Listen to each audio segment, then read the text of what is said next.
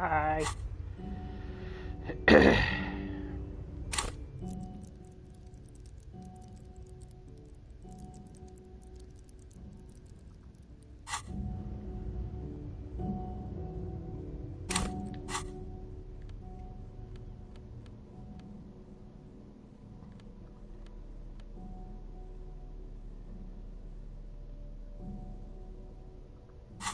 What is the check for this? Oh, damn it.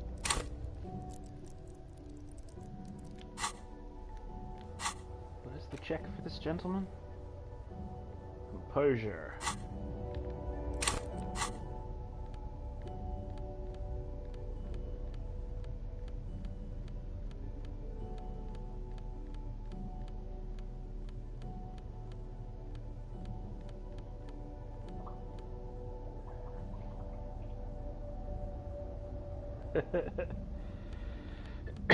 I thought you'd watched it all.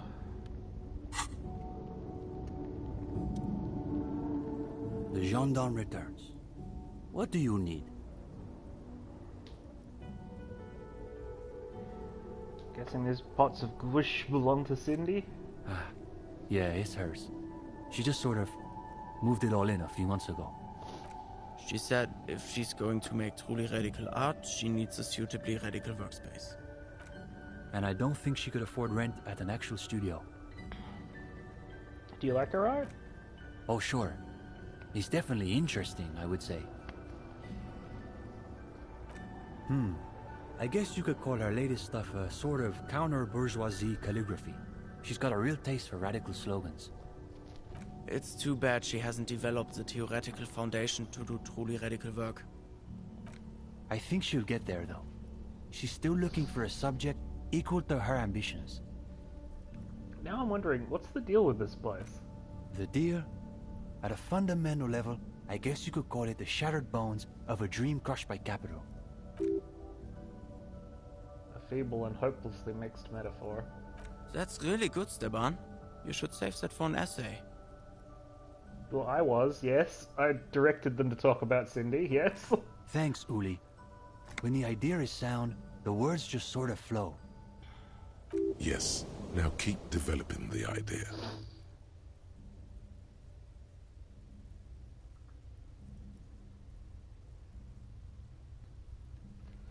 This place is the shattered bones that must make us the bone weevils. Yeah, that's not bad. Not as good as Steban's original idea, though. Fucking fine. Let's move on. Go ahead. Okay, I got an even chance and I did just save. Is it getting warm in here? There seems to be a little pool of sweat forming in the depression of your lower back. I'm not nervous, I'm a superstar. Oh, totally. A superstar breaking out in a cold sweat. Why is this happening? I thought I had my shit together. You did. You must be extremely nervous for some reason. Definitely not sweating, no sir. Dab the sweat with your shirt. Excellent work. Now there's a dark handprint on the back of your shirt.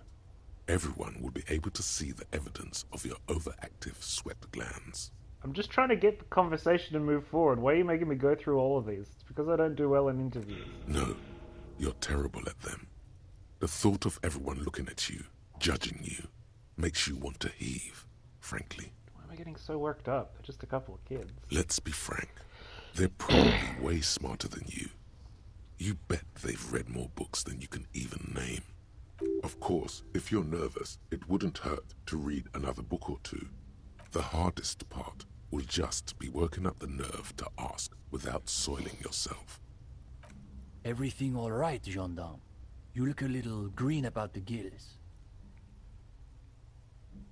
Okay, I'll have to reload that check then.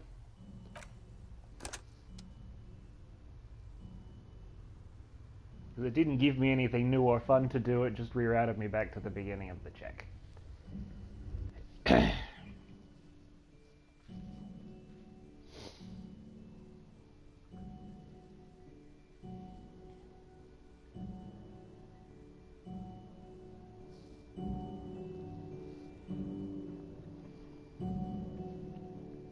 They seem pretty hot on reading rather than actually doing anything.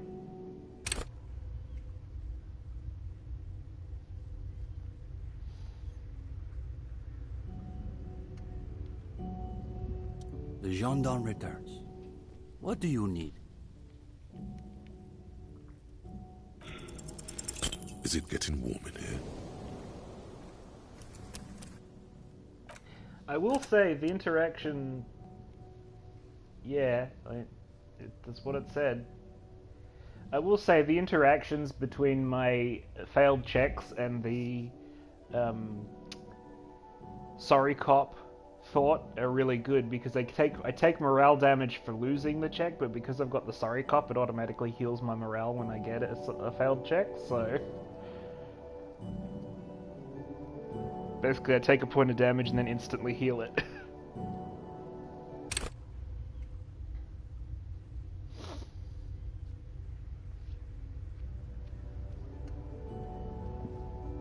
The gendarme returns.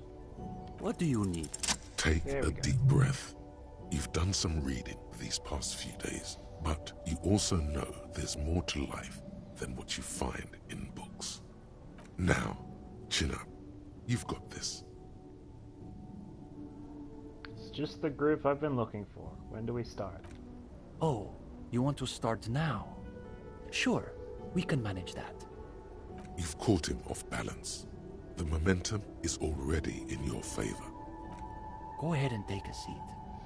Since we haven't had time to prepare an exhaustive questionnaire, I think we can keep this interview more freeform.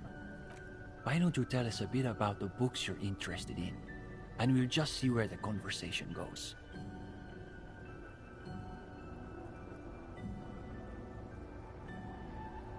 Like you guys, I really get into political and historical subjects. Absolutely. It's the only proper foundation to develop a real understanding of events. It reminds me, Kim and I just played this interesting game, Suzerainty. Oh, right. We've been meaning to try that out. This is a good start.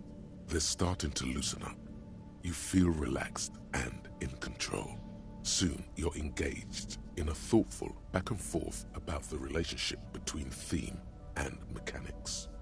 Best of all, your arguments are liberally seasoned with references to particular historical events and personages. But then my issue with these historical cue pushes is that they offer the illusion of subjectivity even as they reinscribe the logic of colonialism itself. Though I'd love to hear your take on it.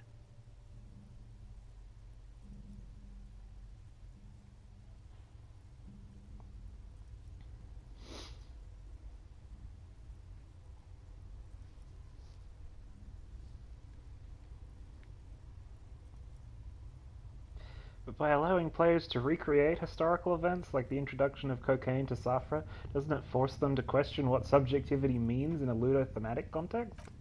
Interesting. So you're saying that in a certain sense the game plays the players as much as they play the game? Hmm. Then what does that make the game designers? Superstars. Anyway, we also enjoy a good board game every once in a while. The other week, Ulixes and I tried this new one where everyone is competing to manage their own zone of ecological catastrophe. You should see the components. The irradiated waste tokens have this great metallic ochre sheen. These kids are eating out of your hand, practically. Another quarter of an hour disappears. The questions come rapid fire, but you have an answer for every one. Now you can sense things starting to slow down.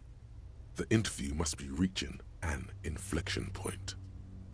But to Comrade Ulix's point, isn't there value in reading really difficult books, just for the sheer challenge of it?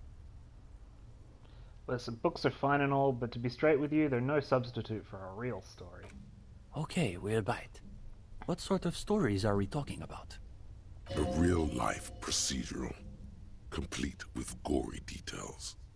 How about a tale of adventure, intrigue, and daring-do?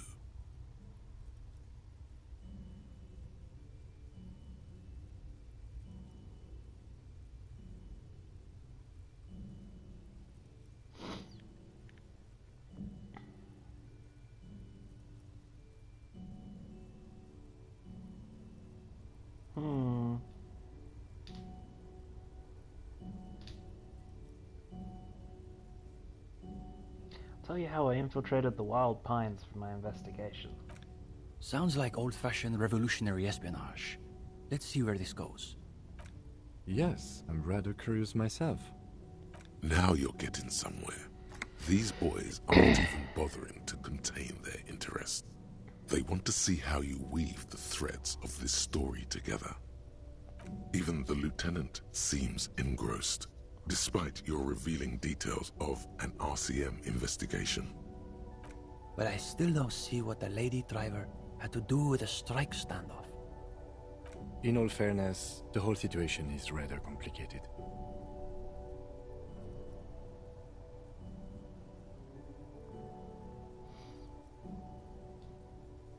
That's just it, though. She was just one more pawn, just like how the Wild Pines rep tried to play me. Clearly there's a lot of ins and outs. It almost reminds me of a Dick Mullen novel. Another quarter of an hour disappears. The conversation bounces back and forth. Whatever their pretensions, it's clear these two have been craving something real. Now you can sense things starting to slow down. Time to wrap this tale up. So anyway, my current theory is that she's somewhere along the coast. Makes sense. It doesn't seem like there's anywhere else she could have gone. I suppose we'll have to leave it there. But listen, Gendarme. We could use someone with your breadth of expertise. With just a little more theoretical background, I think you'll be able to make some real contributions. Yes, I would say he's got serious potential at least. And with that, welcome to the most ideologically advanced materialist reading group in Martinez. Here's your first assignment. It's an overview of inframaterialist theory. A little basic, as you'll see, but one has to start somewhere. Say nothing, just take the book. Come back when you're done. I'll be here pretty much every night after 10 p.m. Do be sure to take your time with the reading. We'll be eager to hear your thoughts.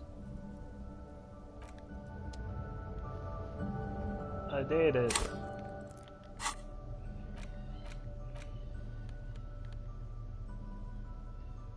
Concise introduction to inframaterialist theory intended for a general audience.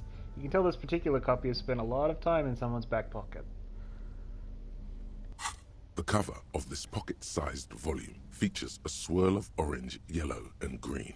The title, A Brief Look at Inframaterialism, is set in an authoritative yet approachable serif font. What an interesting color palette. It's vibrant, yet somehow leaves you ever so slightly nauseated. On the inside jacket flap, you find a brief summary. What is inframaterialism? A highly theoretical branch of Mazovian communism? A collection of mystical ramblings by a discredited revolutionary? Or possibly both? This brief look, TM, introduces readers to one of this century's most fascinating and misunderstood theories in a concise, jargon-free manner. So far, so good. You turn to the table of contents. The guide itself is divided into several sections with seemingly esoteric titles like Effects of Plasm on Root Vegetables and Mental Projection and Transference. There's also a brief introduction about the life of Ingus Nielsen, Read the introduction on Ignis Nielsen. known to his numerous admirers as the evangelist of the revolution, and to his even more numerous enemies as the apocalyptic Shrike.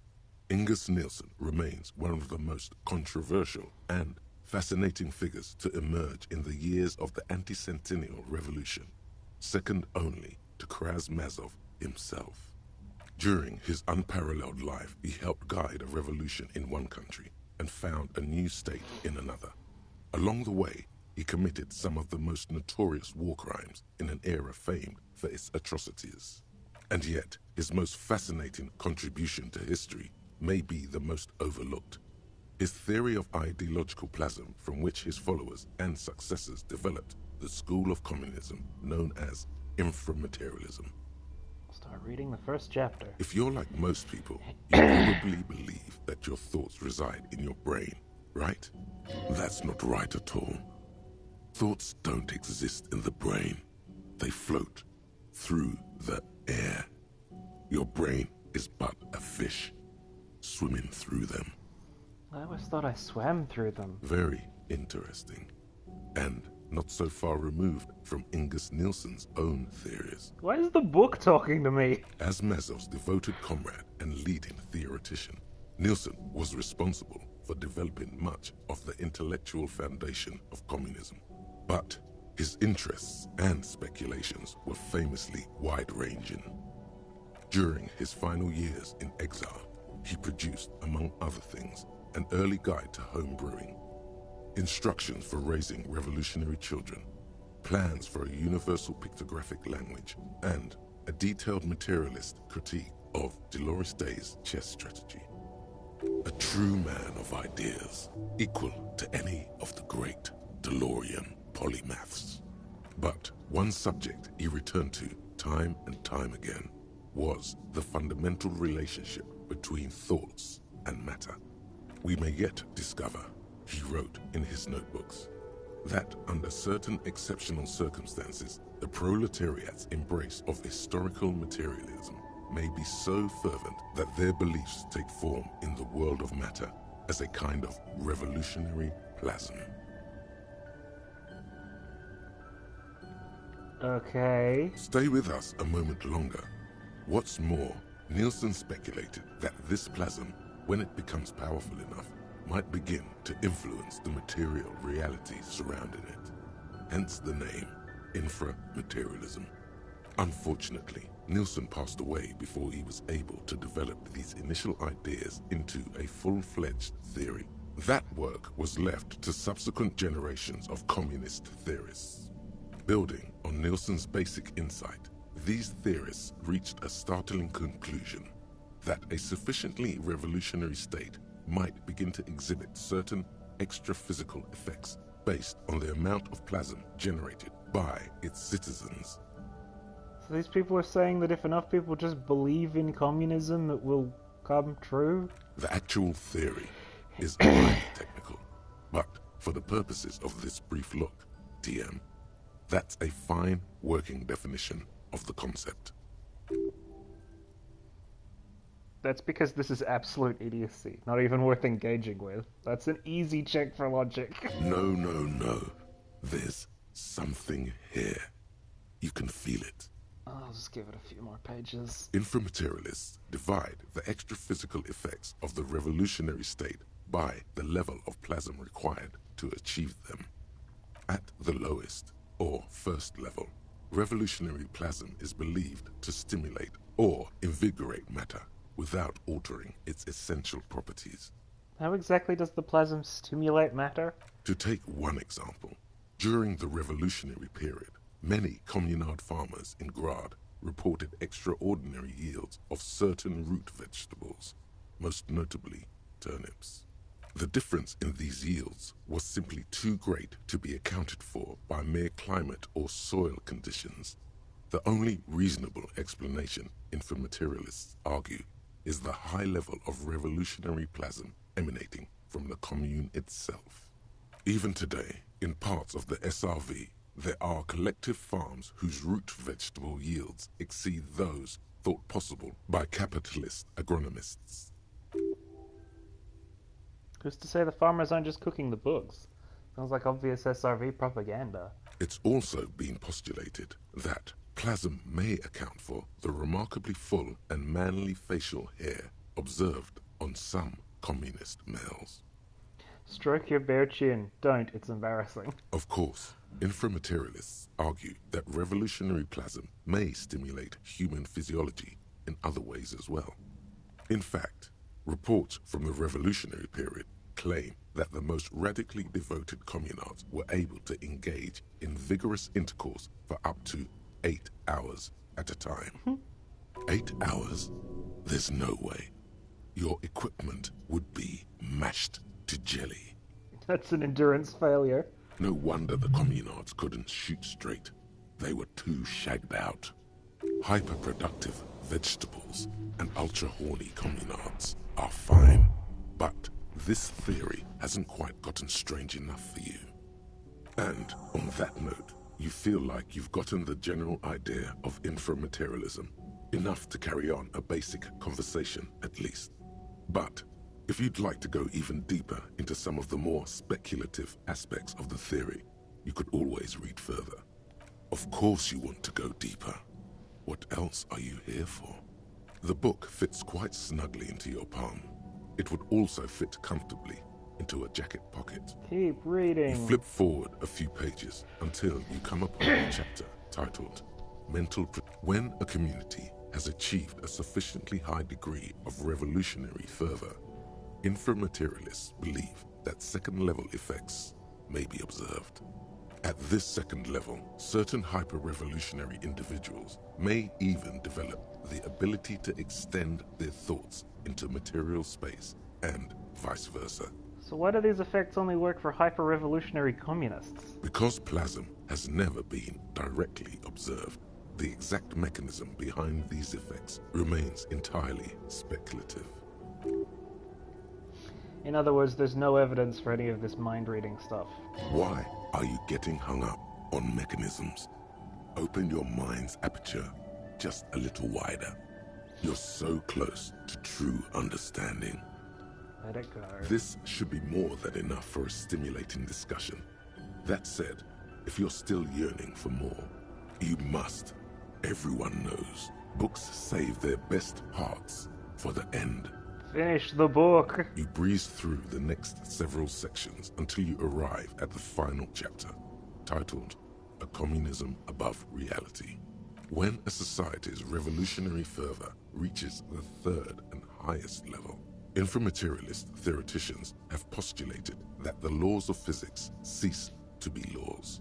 Cease to be laws? What do they become then? More like suggestions, according to some of the SRV's leading inframaterialists. Of course, it's impossible to say what exactly happens under these conditions. No known society has ever achieved the levels of revolutionary enthusiasm the theory seems to require. Some inframaterialists have even argued that it might require more plasm than humanity alone may be capable of producing.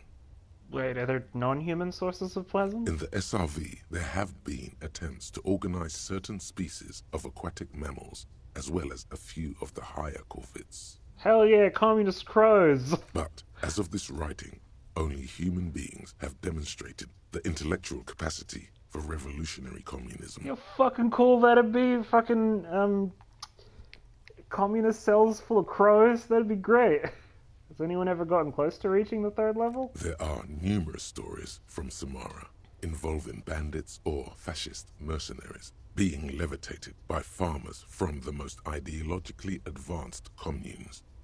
Of course, few of these incidents have ever been rigorously investigated or Call me Crow Master? substantiated. That'd be great. The form of these stories also recalls several well-known Samaran folk tales. In particular, the one commonly known as Clever Oleg and the Flying Magistrate. Among known attempts to channel third-level capabilities, the most well-documented is the curious case of Coalition warship Debutante. I've got to know what that's about. It concerns an interesting series of events that took place during the invasion of Revachol. As Coalition forces made landfall, a cadre of Nielsen's most fervent acolytes attempted to compress a Coalition aerostatic with their collective will. According to Communard law, these acolytes positioned themselves at the top of a redoubt just over the bay of Revachol. From that vantage, they proceeded to visualize pinching Coalition warship Debutante between their fingers, a gesture believed to assist in the extra-physical materialization of their thoughts. Did it work? The acolytes, along with the redoubt, were vaporized in an artillery strike before the process could be completed. It's been said, though, that in the weeks following the battle, the captain of the Debutante noted an increase in the incidence of crewmen striking their heads on unexpectedly low bulkheads. Of course, colorful anecdotes only scratch the surface of what inframaterialists believe may be possible in a truly third-level society. What would a third-level society even look like? Some have theorized that such a society would be fundamentally unrecognizable, lacking many of the institutions we typically take for granted in advanced societies, including organized governments, financial institutions, and law enforcement. Did that book just say there's no place for you in this future? Others have argued that people living under third-level conditions will be immune to such infirmities as hunger, disease, and mental illness. In some of his later writings, Nielsen himself speculated about the potential for an extra-physical architecture that disregards the laws of bourgeois physics and instead relies on the revolutionary faith of the people for structural integrity. Meaning the buildings stay up because people believe they'll stay up? Precisely. Nielsen observed that the financial system operates on the same principle of faith. So why not an architectural system? On the following page, you come across a few black and white reproductions from Nielsen's own notebooks. One sketch depicts a government ministry shaped like a great inverted pyramid. A hectare in width at the top, balanced atop foundations the size of common apartments. Another depicts a leaning tower wrapped in a dramatic helix. The caption beneath it reads, "The Tower of History." Wait, but what if the people stop believing and the buildings collapse? In the corner of one of the reproduced notebook pages, you can make out the following words, written in Nielsen's distinctive slashing script. A state that has lost the faith of its people has forfeited the right to exist. Plausible or not, there's something beautiful about this idea. Is there any more? There is no more. You've reached the outer theoretical limits of communism, and in less than 200 pages. If you'd like to read further, may we recommend a brief look at Occidental architecture? Put the book away. Got a level up out of that, yo.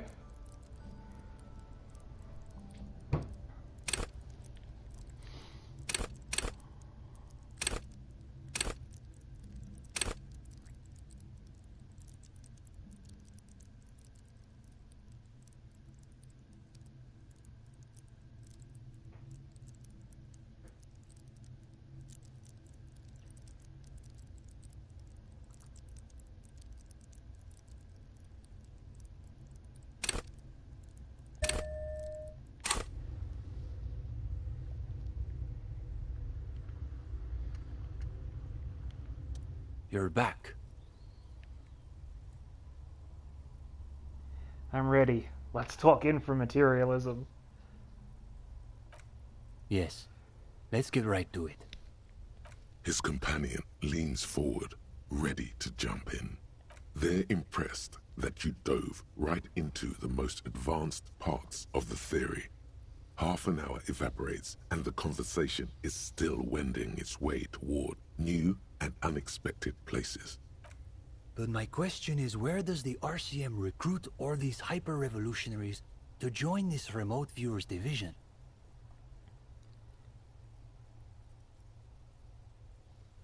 And my point is that maybe these hyper-revolutionary individuals are more common than inframaterialism generally assumes. Fascinating. Yes. Only the detective here would draw a connection between a made-up division of parapsychics and the adult ramblings of a defunct communist mage. So they added in this fully voiced dialogue for a part of the conversation that will only appear if you have a specific thought in your thought cabinet. But I suppose it makes sense that some common strain of inframaterialist thought would persist in the RCM, even to this day, given its origins. Has it gotten cold in here? Your arms seem to be covered in goose flesh. Shivers, you failed me. Well, on that note, I think we can call it an evening. No, wait. Can this really be the end? You feel like you've just gotten to the real stuff. I'm never going to die from losing my mental fortitude because my conceptualization keeps healing me every time it pops up. Yes. One of our better discussions lately, on the whole. Hang on, is that it? What do you mean, is that it? You've done the reading, we talked about it. What more do you expect from a reading group? Nothing, I just thought there would be more. More what? I don't know, more something? It seems like there's something on your mind. Maybe a question you mean to ask? He probably won't get a better chance. Honestly. But it's getting late, so maybe pick the most important question.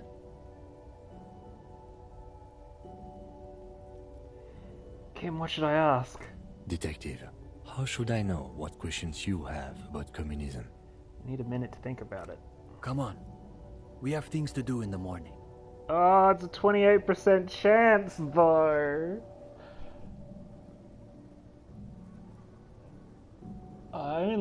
I can't save before this, and if I click out, I won't be able to get back here. So I'll just roll on it. All right, here we go. We're devoting all your available brain cells to coming up with a question about communism. Scratch that. To coming up with the question about communism. The alpha and omega of communism questions. And that question is... Are women bourgeois? Oh god, that's bad. Surely I could think of something better. Maybe in another life, but not this one. Face it, this is the question that's been simmering inside you all along. No, no, no. This was supposed to take your mind off the other thing. Hang on, I thought I was really getting into the theory back there. Sure. You spent some time getting lost in your theoretical labyrinths, but this has been the beast at the center this whole time. Maybe I should keep this one to myself? It's too late. You've already opened your mouth. Oh, to you're not speak. going to let me. Are women bourgeoisie? The young man gives you a slightly confused look, as though he's sure you asked something else and he simply misheard. No, he heard you crystal clear. Somehow, it sounded even worse out loud. He wants to know if women are bourgeois, Esteban. Yes, I heard him. Give me a moment. Takes a deep breath and turns to you. What makes you ask that question above any other?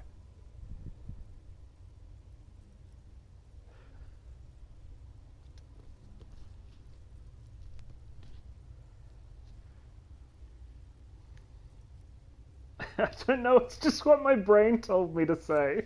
That's because your brain is floating in ideology, gendarme. It's practically drowning in it. You ask that question because you're still under the influence of ideology. That's natural. You're like a fish that's only now discovering that her whole life has been dictated by the movements of sea currents. Oh, pardon me. That's what ideology is. It's like there are these invisible forces everywhere, pushing and tugging you this way and that, and you don't even know they're there. Is it even possible to imagine a world without ideology? Of course it's possible. Just extremely difficult. You practically have to be a world historical individual to do it. Do you know the story of Dobrova and Abadanais?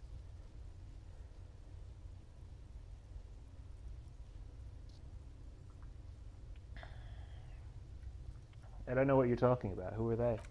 The so-called revolutionary lovers. The dual commissars of revolution in Insulinda. Yulia Dobrova came from Grad. Jean Abadanais was born in Revachol. She was brilliant, charismatic, a revolutionary comet. He was her partner and stabilizer, the planet who kept her in orbit. What became of them, though? There seems to be a blank paragraph in the history books. It's from them we get the notion of dual leadership, the Décomptage, Revachol's truly great contribution to revolutionary thought. I believe it even persists in some form in the RCM, even to this day. What happened to them, Dobrova and Abadanais? They died on their own terms, like real revolutionaries. There's a lot to say for that. Is that true, Kim, about the Décomptage? I had no idea its origins went all the way back to the revolution itself. But it makes sense, in a way. So you're saying women are only bourgeoisie because of ideology? There's more to it than that. People still make their own choices. It's a matter of being aware of what's influencing them. I need to take some time to think about all this. The young man nods, but says nothing. He appears to be distracted by something. He's wrestling with some question of his own. He's lost in his own thoughts. You wonder what silt you've stirred in the bottom of his soul. Well, I guess we're off. Wait a minute, if you don't mind. We wanted to get your opinion on something. A few little changes we've been thinking about. What kind of changes? Nothing too major, I think. We were talking potentially about relaxing some parts of our admissions process. Probably would help if you didn't make people go through a whole interview just to join. That's interesting.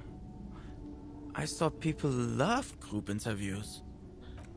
I thought so too, but perhaps we overdid it, just a little. There was another thing. We were also debating putting up some posters around town. Though some of us maintain that advertising is an unacceptably bourgeois tactic. That's what makes it so beautiful. The irony is unbeatable. As a noted art cop, you definitely have an opinion on this.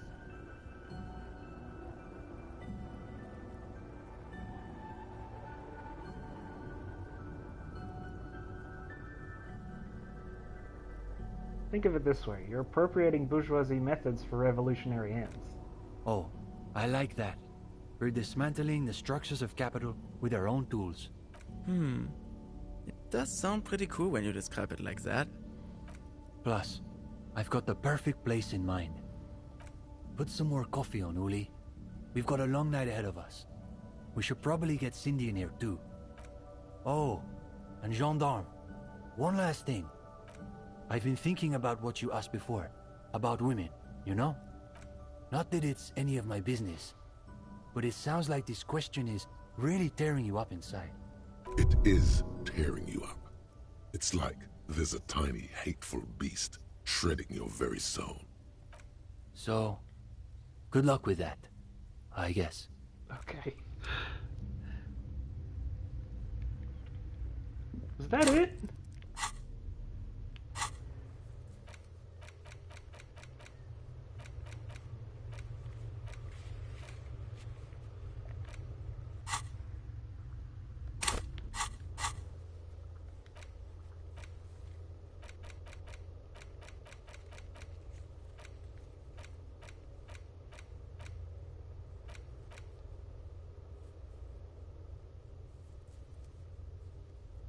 That was the whole thing. Okay.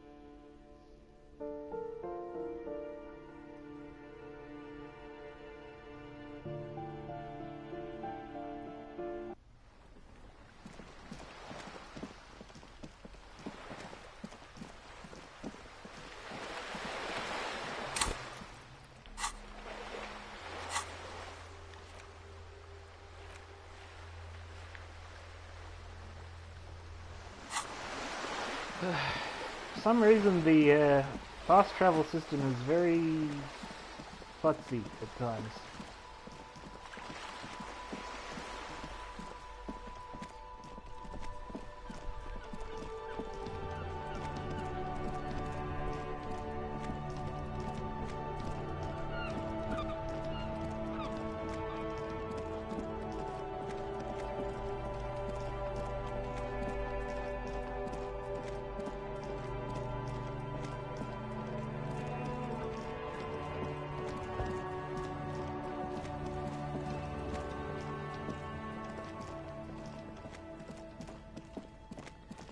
Well, yeah, I'm just going to,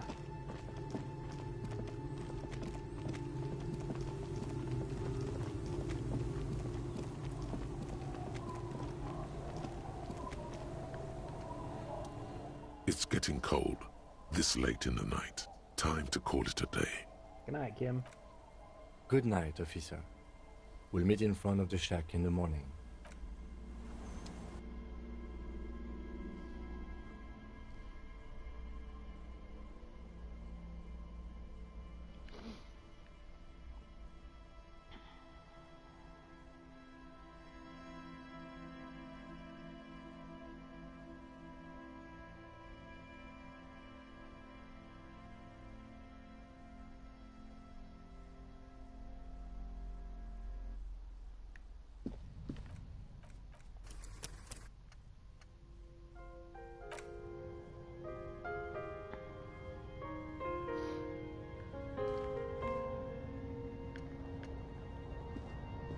Any of those white An chicks old mirror or what? hangs on the wall.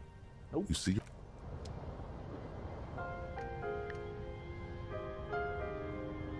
The bed is comforting, if a bit run down. Still, you've earned a rest. The bed underneath you is soft, if lumpy. Waves wash the sand underneath the hut, then grow distant to your ear. In the quiet hum of the organic heater, you fall asleep. Like a deftly cast fishing net, sleep pulls you out of the world and into its dark shore. The rough mesh chafes. Tightening around you, it digs into your brain. Great. This is gonna be really chill. How have things been going for you out there? Helped anyone lately? Saved anyone lately? Murdered anyone lately? This bastard isn't even listening to you. Because you know you are a murderer. A disco music listening psycho killer who offs poor people and then forgets about it. I don't care. That doesn't scare me. Hear that? You are naive to think he's afraid of his bloodied hands. Soul brother. Oh no. I see inside his amygdala and his hippocampus. The thing he's really scared of is much, much worse than that. What is it? Don't tell him, sister. It's too bad. They're right. This is their function. To keep you from it. Why are you doing this? Just want to sleep. I can almost see in the dark. We're trying dark, to yeah. help you. All these processes, these tortures, voices and tremors are all just distractions, flares and countermeasures to keep you from the last dream. The worst of them all. The last dream? The last dream will be total annihilation. Cinders peeling off the fuselage. We won't be there to help you anymore, Harry. We will be dormant. You will be naked and alone. And the air will smell of apricots. Of hell. An ancient sadness, brother. 10,000 years later, in front of the video rental, there is a warm breath on your face again. Everything is okay again. Everything is so okay. Doesn't sound like it will be okay. Your eyelids flutter open for a moment. When you close them again, you sense the light of the room around you. You're back. In 2 seconds, the alarm will ring. The last thought in your head before waking is, maybe you shouldn't have seen that stained glass window in the church. Open your eyes.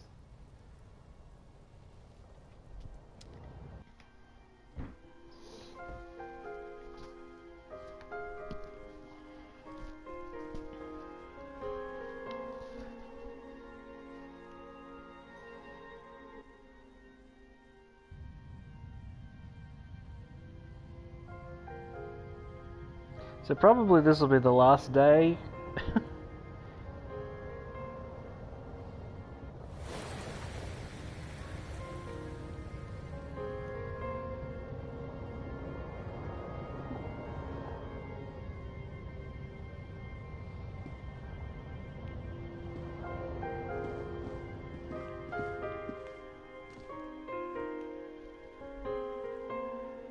Because we don't actually have that much on the table to do.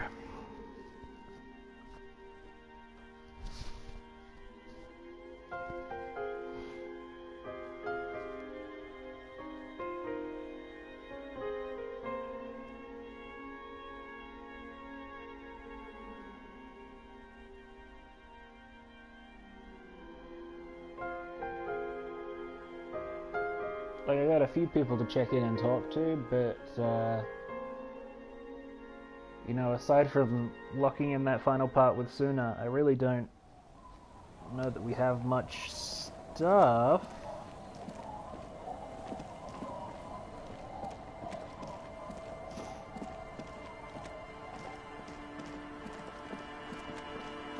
I mean, we probably have enough stuff for a full day, but, like, yeah, there's certain ways you want to do this, so...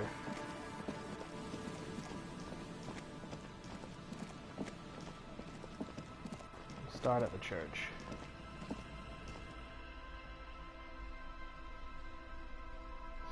Yes, we will go back. I will be going back and talking to Everett and Joyce today as well. Like, that's what I'm saying. Like, we got people to check in with, but like, if you go and do Ruby, you kind of change the game state of the world, and you can't redo certain things. So this is sort of the last day to mop up what's left before we go and do that.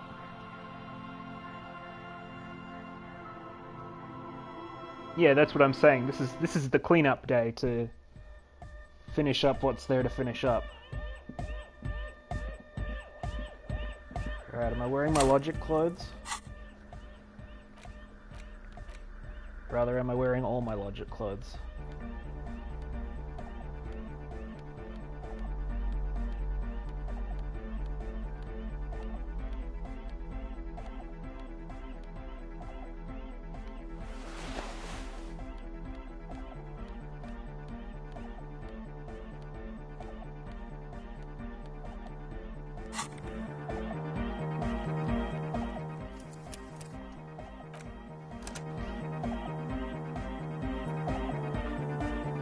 Yeah, we'll go talk to her too if you want. Yes, what is it? Okay, 83% chance of forming a theory about the 2mm hole in the world. You don't have to. You already have. A long time ago. Wait, how? These thoughts formed in you somewhere, in a long-forgotten discussion, behind a kitchen table, in the evening light, drinking coffee and smoking, with a friend. Suna, is the origin point... It is the origin point of the pail. What? The swallow, that's how it starts. It's a baby pail. But Pale isn't here. We're thousands of kilometers from the edge. She looks up and there's fear in her eyes as she considers the possibility. No, we are 20 meters from the very edge. She looks up into the darkness under the nave, then back at you. Pale is only an effect, transition between the world and that. Then, what is that? It's nothing. No, it's less than nothing. No. It's less than nothing. The final rest state for reality. Imagine if all this never was. Then the Pale is... Simply a gradient. But the gradient, it clearly hasn't started yet. We're here, and the Pale is not. One day, when it's larger, it will be. I understand. A theory of the Pale where instead of an outer ocean, it metastasizes. Like a cancer or a mold. Erupting in points inside the world. This is one of those places. According to this, how long? Until it starts swallowing? It's already started. Starting with sound. And information. Causing data losses in the East Insulindian front. Have you considered why it's formed in a church? And also when or how it might start growing, or if it has other effects in addition to sound and data? An intellectual hunger fills her now, casting fear aside. I also have a question, since we are piling them on. How do you know this? I'm not doubting you. I'm simply curious as to how a detective of the RCM knows how to think this.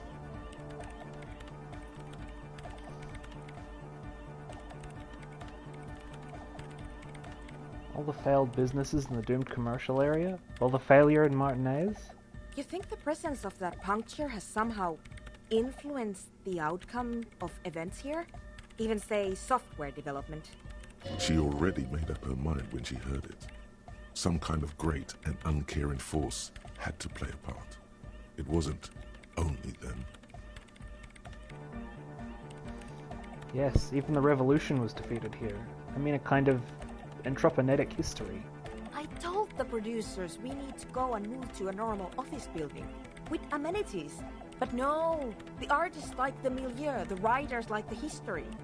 I told them. I should let people still working in there know about this. They might be affected. You mean Plaisance and the Dice Maker? There was almost no one left when we packed up.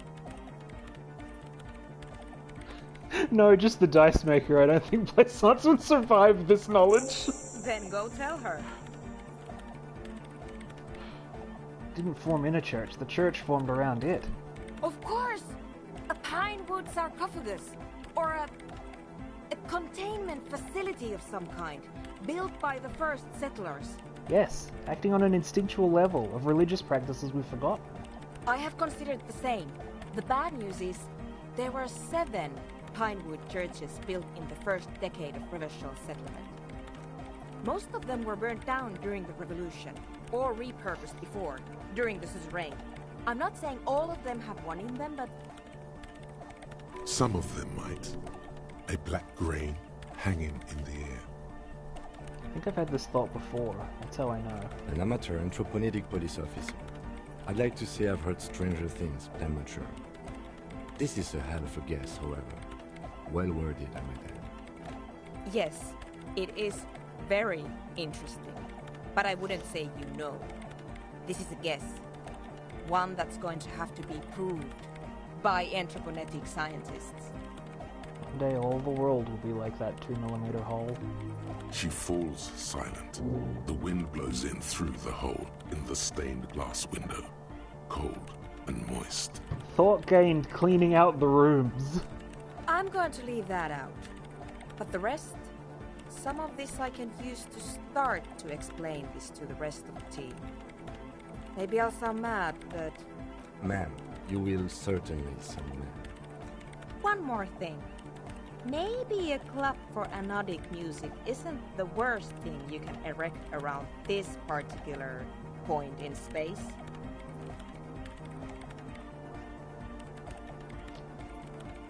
Perhaps not. Yeah! Once the light is on in the universe, it will never go out! Thank you, Egghead. Let's leave it at that, shall we? We have anthroponetic detection to perform in this district. I do have one mystery that still needs solving. The radio ghost in the doomed commercial area's electronic doorbell. The creepy woman! We were wondering about that when we worked there. but I had completely forgotten about it ever since. It must be Anthroponetic Crosstalk, the one you get in radios and long-distance calls. Now it makes sense, with the Pale right on the doorstep. Incredible. This would also explain why we get it on the police radio all the time. Anthroponetic crosstalk? It's quite common, actually. When the signal gets routed through Pale, all kinds of irregularities take place. You may hear snippets of someone else's conversation, or the voice of your former lover, or an echo of an event that took place 100 years ago. Pale is a shroud of memories, and it doesn't really distinguish to whom those memories belong to. You could hear anything. That makes sense. Thanks for explaining that to me. Anytime. Okay.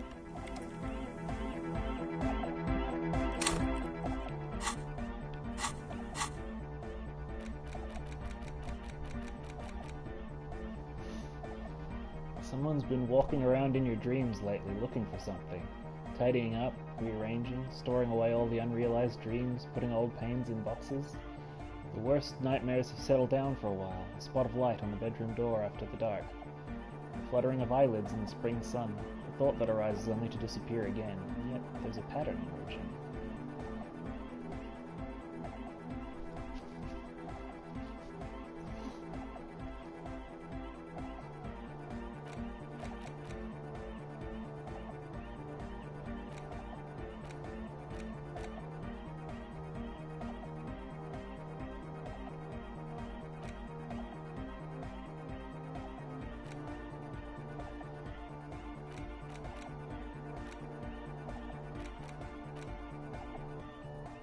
I might drop Remote Viewers Division and get something useful next skill point.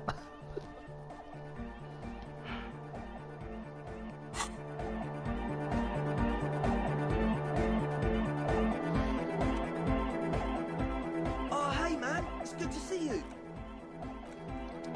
Composure.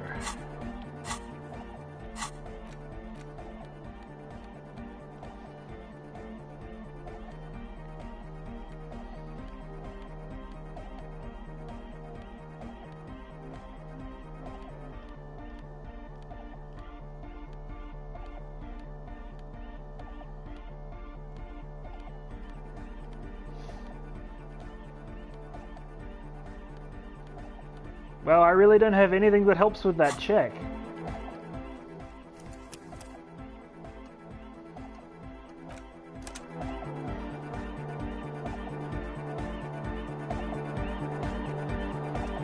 Oh, hey man, it's good to see you.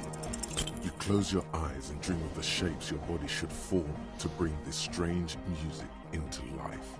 For now, such ferocity of motion is beyond you. But just imagine the moves you could pull to this futuristic beat. Oh right, I've also got to give that tape to Egghead. Good morning, comrade. Yeah, harder car. I found this reel of tape. Maybe you can use it to hard up Ag's jam. Give him the tape from the fixed. Give him the fixed Hawthorne tree tape. Yeah, remix time. Tape goes here into deck B. Clicks a switch and the tape starts spinning. Maybe we should have checked this before we did this. A hand on his ear. He listens to the audio through his headphones and shouts. Wow! Did you get this from Arno himself? A great excitement is bubbling to the surface within him. This is big. No, actually I found it tangled up in a hawthorn tree. Listen, I'm just going to show it to you. Ready? Ready.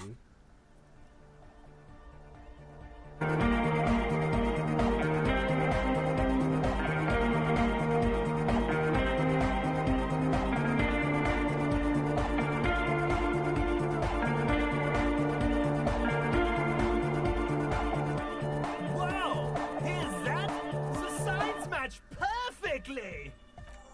Now, if only we had the beat for the full assault, it would be unbelievably hyper! What is this? It's good. How did you guys do that? Do what? I just found a random tape and brought it to Egghead. He's incredibly good at remixing. Yes, but But what if Van Eyck based his remix on some forgotten local melody, like a folk song, and you just found the original piece that inspired him to create this jam? That would explain why it fits so well. Nah, to me it sounds like classic Van Eyck. I don't think he needs any inspiration from folk songs. Maybe he lives in Martinez and just threw away part of his song because he thought it wasn't good enough? I think it's just happenstance. Chaos in action. Contingencies of our limited existence. That and Egghead's fantastic talent. No, this is definitely part of the same song. Something cut from it. It fits too well. Something mysterious is going on here.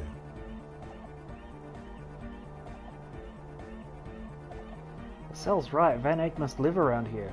It's definitely his creation. Be how it may, if it fits, it fits! Bring up the volume! What about the bass?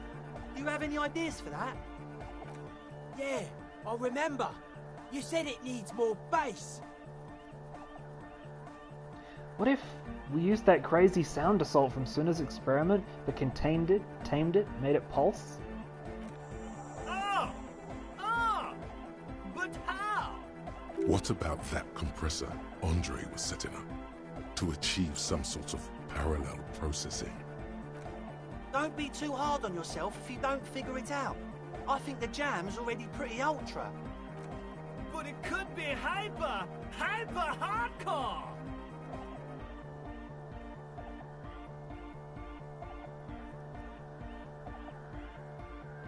It was a crazy sound we heard before. Yeah! It was awesome and scary. Very hardcore. Too hardcore, in fact. I couldn't control it at all. What happened? It sucks up all the air in the mix until it's the only thing left. Starts compressing itself It's and great. everything around It's it. fantastic. Completely fills up the headspace. Extreme. What if this is the answer to Van Eyck's jam? We could use the sound for the bass. But how? What about the compressor? The one with the spiky hair was setting up. I gotta talk to Andre about it.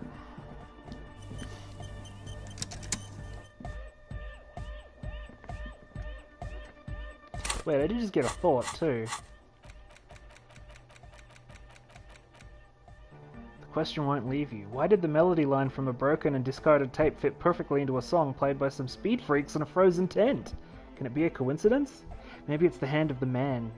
Maybe it's the hand of the man machine itself in an attempt to craft a perfect song. Maybe Egghead is actually Arno Van Eyck in disguise? Ike? Egg? Temporary research bonus +1 interfacing, so I should start thinking about that if I want to complete this.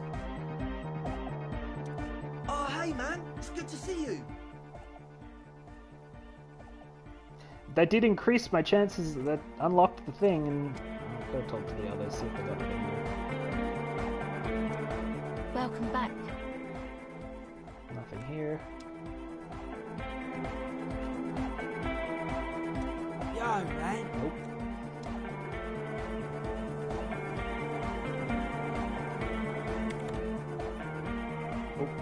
Yes, what? Alright.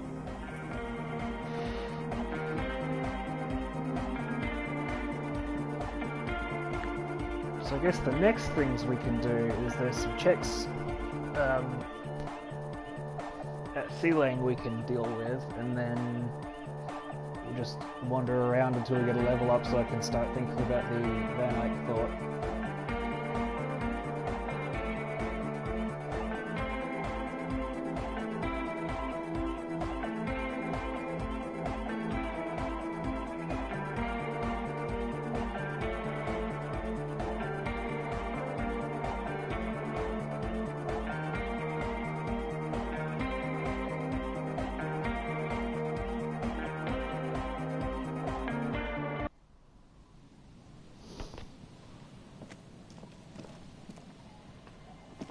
Okay, first of all, change hat. Change the hat. Get the terrible hat off your head, dude.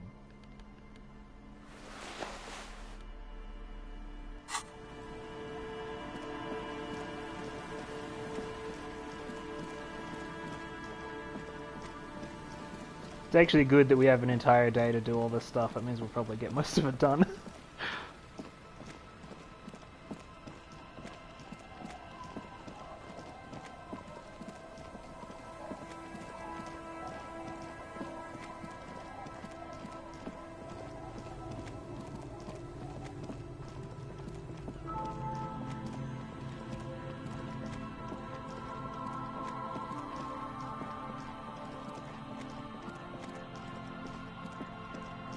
Yeah, I guess we could also do that.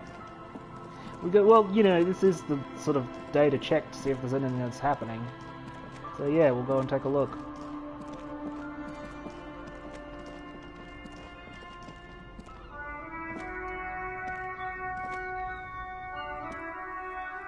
The shine on these sunglasses lasts a lifetime, officer. 100% guarantee. Stylish shades, huh? They'd be even more stylish if you paid for them with net worth. Go over and ask him. Okay, I got a 92... My conceptualization's really high. Maybe I can find some interesting sunglasses in the box. Ah, I see. A pair of water blue shades. The writing on the left temple says, Sub-Insulindic Rendezvous. The frame appears to be hand-carved out of bone. Oh, very interesting choice, officer. Very high culture. For the first time, the street vendor's voice trails off as he watches you inspect the glasses. Try them on. This is how a sea monster sees the world. You've become a sea monster, Harry. Giant, hidden, and strangely tender at heart. All is blue. Alright, but these actually make your vision worse. It's like literally being underwater. Yes, but they also make your soul quiver like jello. So deep.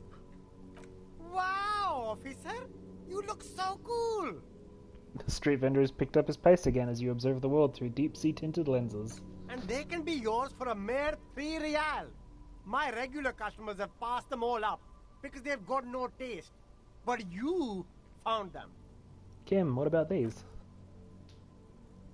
The lieutenant tilts his head and steps back, eyes narrowed in a thorough examination. It's a case to him. You look like a musician. Like a blind musician. But you could do worse. Take them if you want.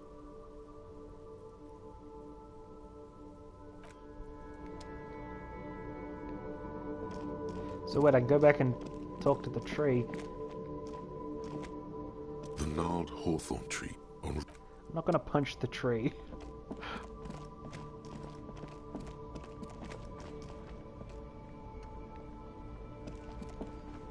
You keep coming back. That's good, officer. Keep browsing those clothes, keep saving that economy.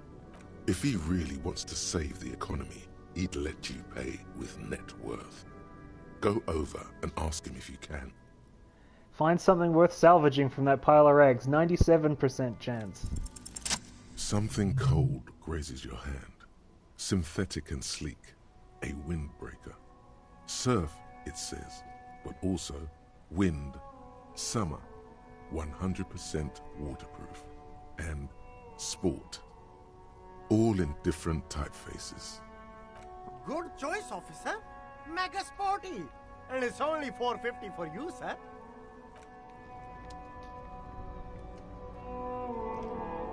You see 2 lowly, defeated speakers, thralls, slaves basically, perched atop them like conquerors surveying the land. A pair of found, durable wear sneakers, ultra serious. I can see you've a taste for luxury, officer. Can't keep your eyes off those sneakers? Speaking of luxury, you should go over and ask about paying for those sneakers with your net worth. Inspect the sneakers. A pair of found ultras. The design is impossibly sleek and simple. A futuristic silhouette with a sleek monochrome colorway, a jet black upper, and a silver-lined midsole. Those sneakers, mister. Those sneakers are the latest found sneakers. Super air, super fine, super cool. Only 50 real. Only? That's madness. Found Ultra. Wear the future. You remember the slogan from some magazine. Inspect the sneakers. These once respectable speakers have been conquered, reduced to a mere prop by the indomitable Found Ultras atop them. A small heat emboss on the veneer reads, Solidarity Aid from the People's Republic of Samara. The speakers themselves don't seem to display any magical qualities. No, don't look at the speakers, officer. Look at the sneakers. The sneakers are the stars here. Poor little speakers. Pat them. No, don't pity them, officer. These are old Samaran garbage. Don't even look at them. Check out these super cool, fun ultras instead. Samaran trash? That sounds like they're from the Samaran People's Republic, produced under the dictatorship of the proletariat. Can't I just buy these sad, conquered Samaran speakers? No way, officer! These aren't for sale. They're bad speakers. Lo-fi socialist junk. That's why I want them. I think I might be lo-fi socialist junk myself. No, officer. You're a high-class policeman who accepts nothing less than the best. Lucky for you, I've got the best on sale. You don't know what I am. I don't even know it myself. Pause. I want the speakers. Well, if you want them... But see, they are the pedestal for my sneakers. If I let go of the speakers, where will the sneakers go? I can't leave premium lifestyle sneakers on the ground. If, on the other hand, you wanted to buy the sneakers too, I could maybe throw in the speakers for little extra. 50 cents? Damn, so you have to buy the sneakers first. Here's a crazy plan. Get the seed money for the sneakers, buy them, then buy the speakers too. Then sell the speakers to Roy, that wacky vendor in the pawn shop. They're right up his alley. You'll make most of the sneakers money back that way. I came up with that plan? Yup, hustle and grind. 1 real at a time.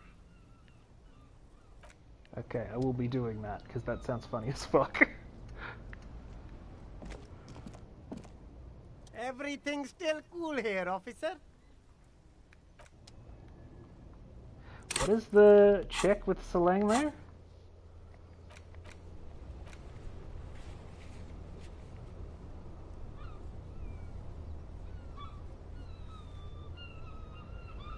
Rhetoric, okay. Well, I want those cool glasses. The shine on these... Stylish shades, huh? They'd be... A man who knows his style. Much respect.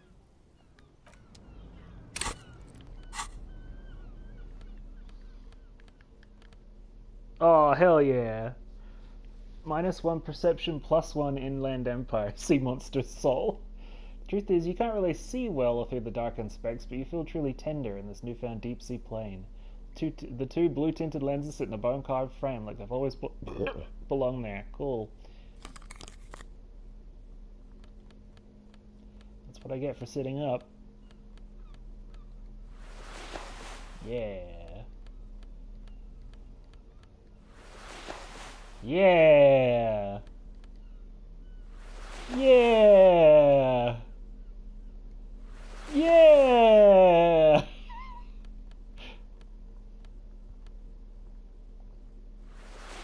Yeah!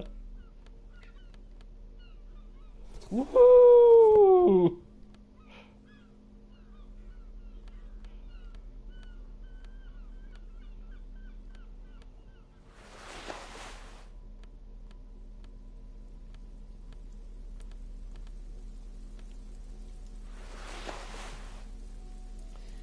Yeah.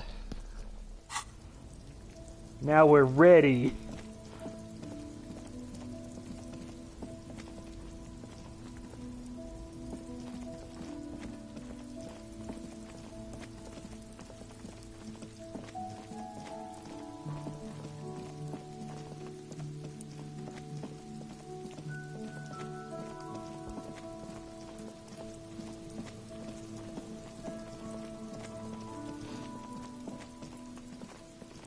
Incredible, I know.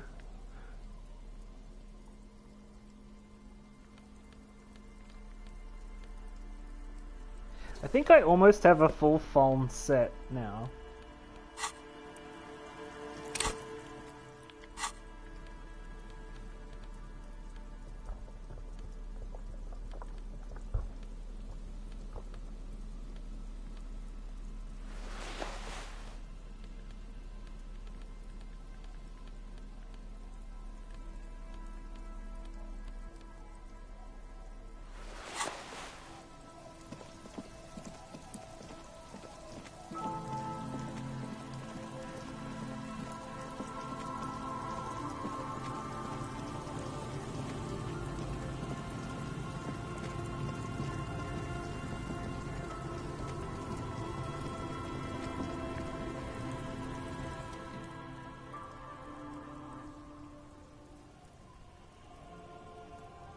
You're back. Good. What can I help you with? More lessons in basic reality?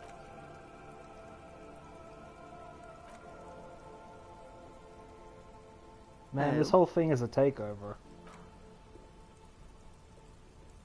A takeover? It's not a strike. You aren't being let in because there's nothing to negotiate. The Union is taking the terminal. If they're taking it... She looks toward the colourful mountain of crates like toy blocks rising above Martinez. Green livery, changing into red, blot by blot. Like a cancer of the blood, metastasizing. Then we're talking about a war. Evrart needs to let me into the harbor at once. We need to talk about this. He's ready for a war. They all are. They most certainly are not. Crenel has 1,000 men on their payroll. The next batch will be a platoon of 20 men and a gunship. I've seen the Union's forces. They are better organized than these mercenaries. They also have the support of the people of Revachol West. It will take more than Crenel to wipe them out. Wild Pines will need to send more and better equipped men. Make no mistake, ma'am. I am sure you have the money. The question is, how many years and how many lives are you willing to sacrifice? What do you suggest I do?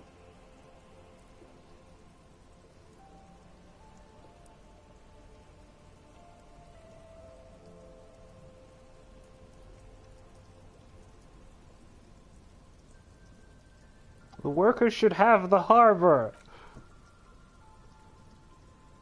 Do you think it's within my authority to give it to them? Do you think I can control the board and the shell-shocked mercenaries they've sent? So what are you going to do? What will I do? Her arms fall to her sides. Her spine relaxes. Did I ever tell you how they discovered this Isola? During our reality lowdown? You said you would, one day. It may be the only break we've ever caught as a species. The last one for 400 years. Why? The nations who colonized this Isola called theirs Muindi, the world. It was all they knew, all they thought would be. That there would be something more was a gamble, akin to another world, or life after death. The Pale was thought to be impregnable, perpetual. Irene la Navigateur, the Queen of Suren, sent 8 expeditions, one after the other, into the mass at the edge of the world. 5 of the crews did not return. 2 did, but had lost their minds. 8? Is that a normal number? It was anything but normal. There was no precedent. People thought she was punishing the admirals, or had gone mad, or both. Until after years of trial and error, and the development of a strict psychological regime imitating the creation process of poetry. Called Volta Doma, or Return from the Sea.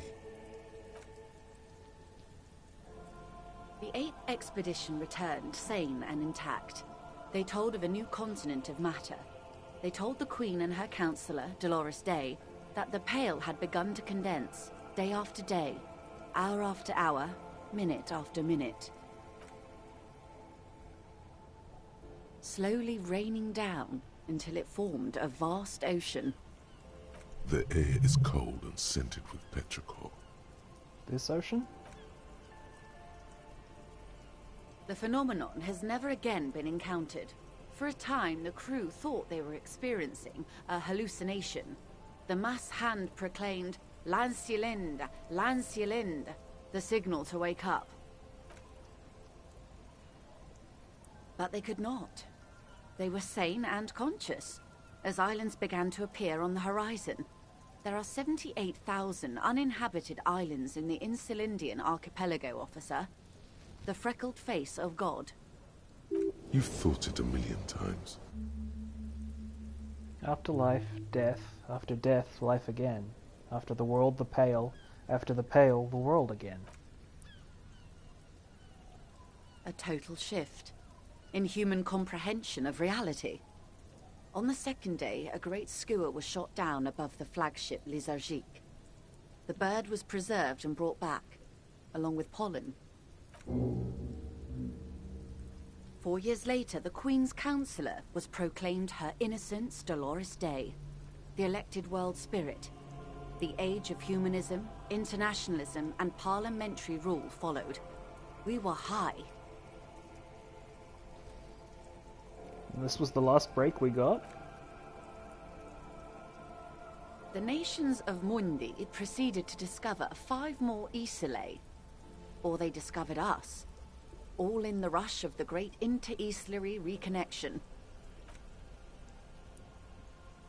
But these others weren't uninhabited. We had to kill people there. Wipe out indigenous populations. Gunboat economies. Or they came to do the same for us. Or had done to each other. But here... there was no one but the skua. The Liliat Sea. And the Blood Beach, and the River Esperance. It was the new world. The Mondials used it to amass the greatest concentration of wealth mankind has ever seen. Revachol, the suzerain. What happened? Revolution, poverty, and the mercurial rise of capitalism. The Great Skua was the first bird they saw? The first living, autonomous organism. Proof of reality. It's the symbol of Insulinde, Detective. The coat of arms of the suzerain and the wings on the crest of the commune. I seem to have it in for it. Or it for me. I broke one. In your defense, it is a nasty creature who plucks food from the throats of lesser birds. Yet much like Revachol, it is also magnificent. And rare. Imagine the suzerain of seagulls. There was a sting in your heart at the mention before, when she said its name. Leaving us here. On Caillou. The Pebble. The largest of the fertile, uninhabited islands of the northeast Insulindian archipelago. 4 centuries and 2 revolutions later. It's raining. It is. Soon it will be spring and everything will blossom. The gangs will run wild, jacking motor carriages, ferrying amphetamines through Coal City. Spring is tough in Revachol. What will you do? I will take your advice, Lieutenant Chiefrater. I will surrender Terminal B to the Union. I thought it was not within your means. She puts her hand in the rain. She puts her hand in the rain.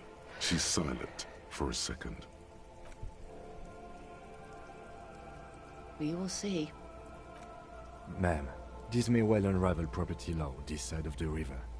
If that occurs, we may never see the end of this kind of confrontation. The next time there will be 2 strikes, then 4, then 100.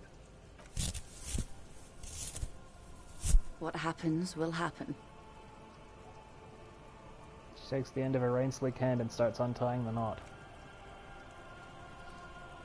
The age of capital has only begun. I will talk to my employers in person. We will amputate and cauterize Martinez. If you handle the situation on the ground. We? She generally avoids that term with her employers. There are no employers. She's a member of the board. Probably a partner. You are the Wild Pines. There are no employers. You are the citizens' militia. There are no superiors. I am. You're wrong, Detective. And next time, you should confer with those superiors before you go setting events in motion. Despite his words, he's not really sure whether to be annoyed with you or not. Events are already in motion. Whether your actions accelerated or momentarily retarded their progress, even the lieutenant cannot really say. Even after all this time, I still don't really understand who you are or what your angle is. I have not deceived you. I told you exactly who I was. Rejoice Layton. You're going now? Yes, Mr. Clare has a 2-month head start. I can't let it grow any bigger. And I've exhausted all my options from here. Understood.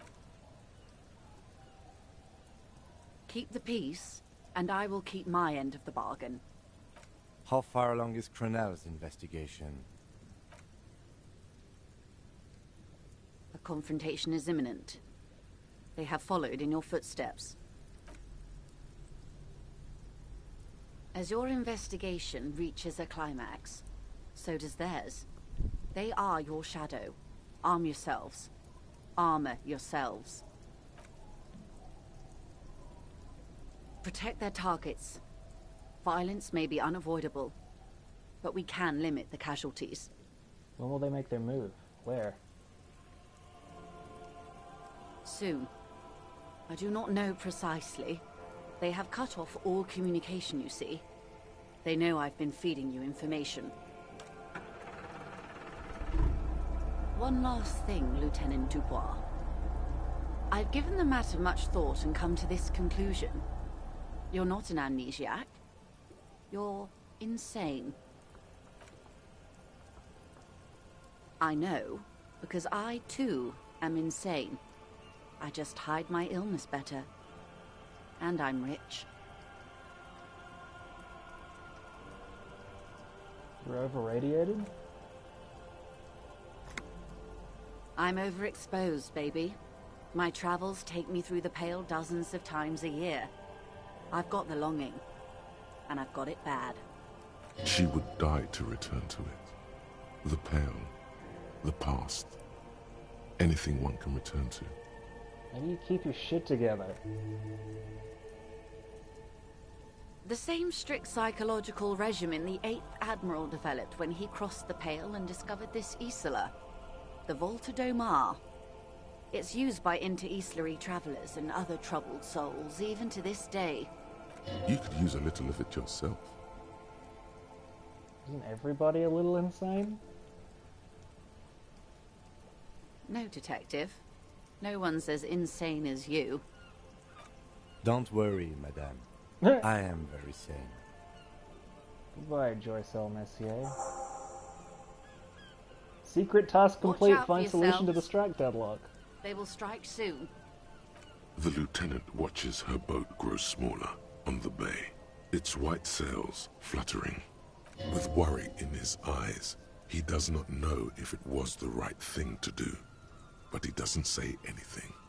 You wonder what Everard has to say about this. Slowly, the sails turn grey-blue as more oxygen gets between you. Yes, I did intend to go and talk to him about that too. Alright, I'm getting rid of remote viewers.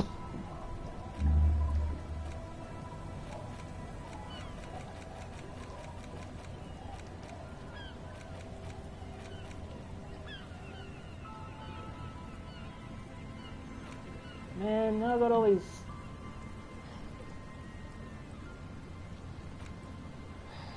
There's so many thoughts.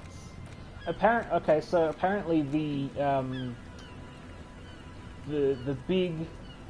If you really want to, like, maximize your potential in this game and get as much stats as possible, you get actual art degree as soon as possible, and you get Wompty Dumpty Dom Center as well.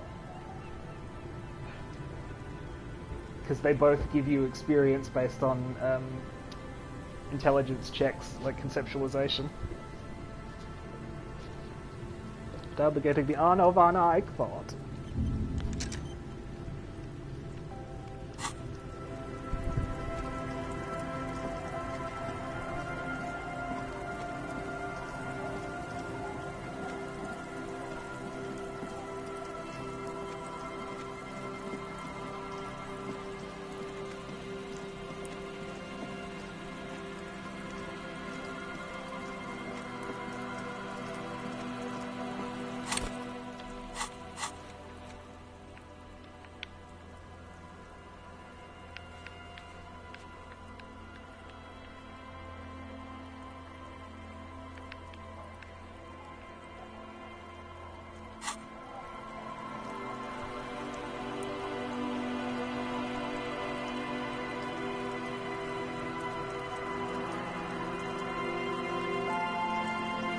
No. Which is why I'm saying apparently the min-max approach is to get those and be Art Cop, because Art Cop can give you just a ton of experience. You did. To be fair, it's a bit late to do it now, but to be fair, you did.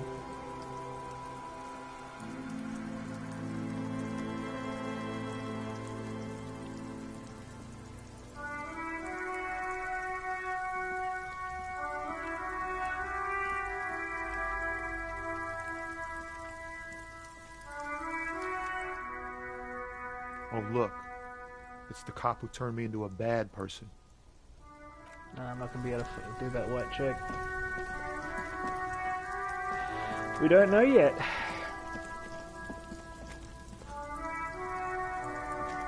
Hey, look what happened to the statue. Let's put stuff on it.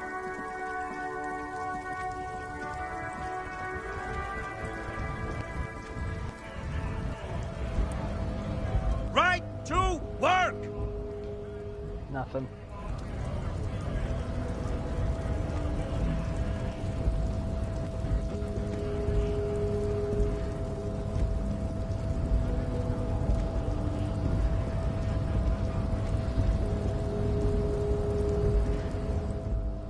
Your race descent has temporarily halted, but you will fall again.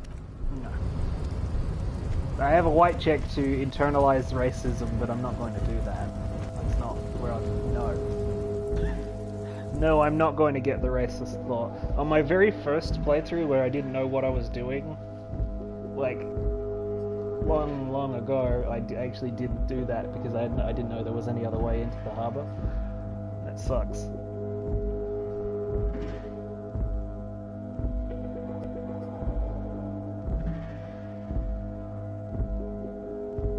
I've played the beginning of this game quite a few times actually, but this is as far as I've ever gotten into it.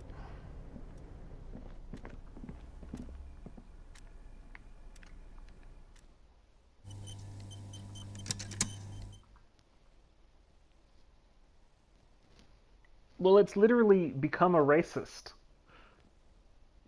Well, yeah, I mean, I could by by burning an entire skill point on it, but like, just go through Kuno's little secret tunnel.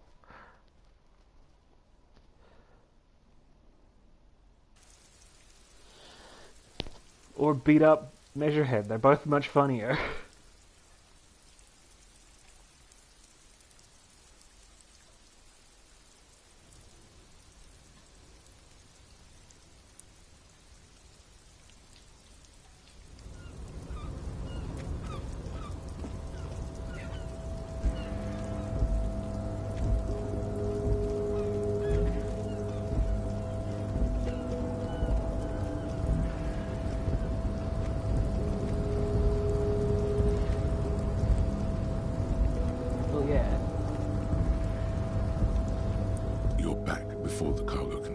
Still can't do it.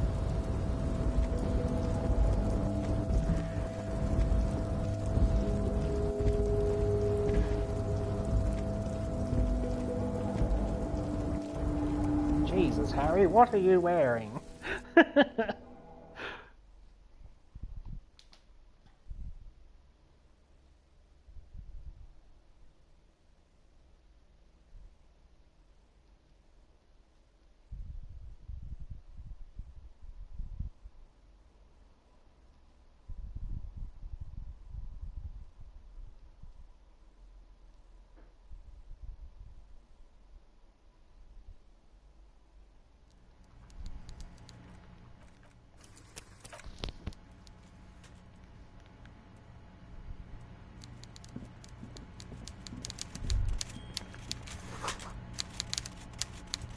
This is not a fishing rod, is it? What does that mean?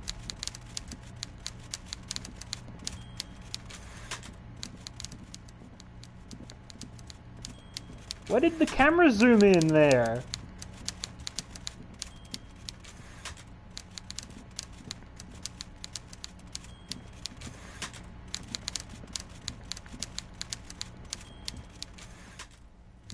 So, the ship has sailed. Did you see it? I know you did. Tell me, what did it look like as it grew smaller and smaller when that mainsail dropped behind the horizon?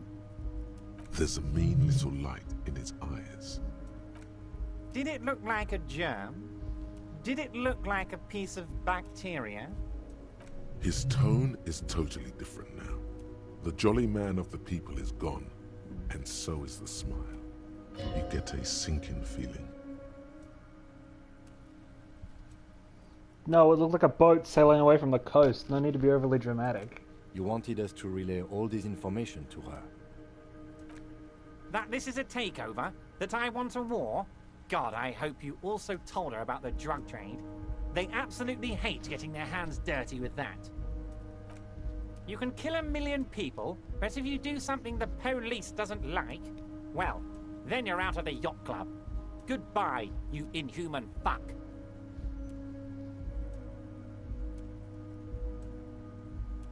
Now I know why you've been so forthcoming. No, Harry. What we have is real. We're working men. This here is real. So this was your plan all along, for me to relay this information to her? Harry, I can't see into the future. We are all playing by ear on this planet. I had no idea she'd react so strongly. But you did want me to relay info to her. I did. I knew the negotiations would go better with police officers telling her horror stories from inside the harbour. It's scarier this way. Turns out it was a magnificent strategy. I never thought it'd so fundamentally fuck her up. How do you know she left? Harry, I bunked her cabin. I bunked her whole boat. I had cameras surveying her boat. Hell, I even wanted to bug that thermal cap, but my boys advised against it. They must have done it while Joyce was busy questioning the locals. So you've been listening to our conversations the whole time? Not me personally. I had guys recording and processing this information for me. The Hardy Boys? Hell no! They'd fuck it up. They can't do anything right. I mean my real boys. My special task force boys. Where are these boys? They sure as hell aren't hanging out in the open with beers in their hands for the cops to question. They're pros, Mr. Kitsuragi. That's wild how you got me to do all that stuff. Harry, you made a conscious decision to relay that information to her. You could have kept it for yourself. You used my intellectual curiosity against me. Against you?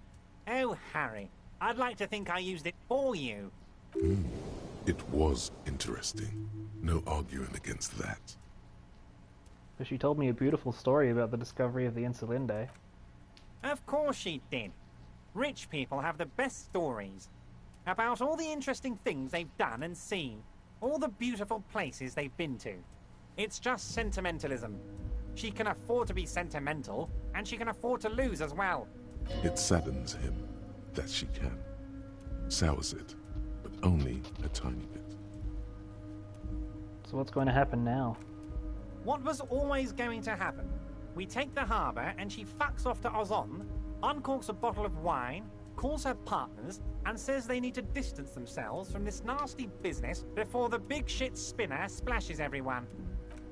Only difference is the Union doesn't have to lose 2,000 men to machine gun fire.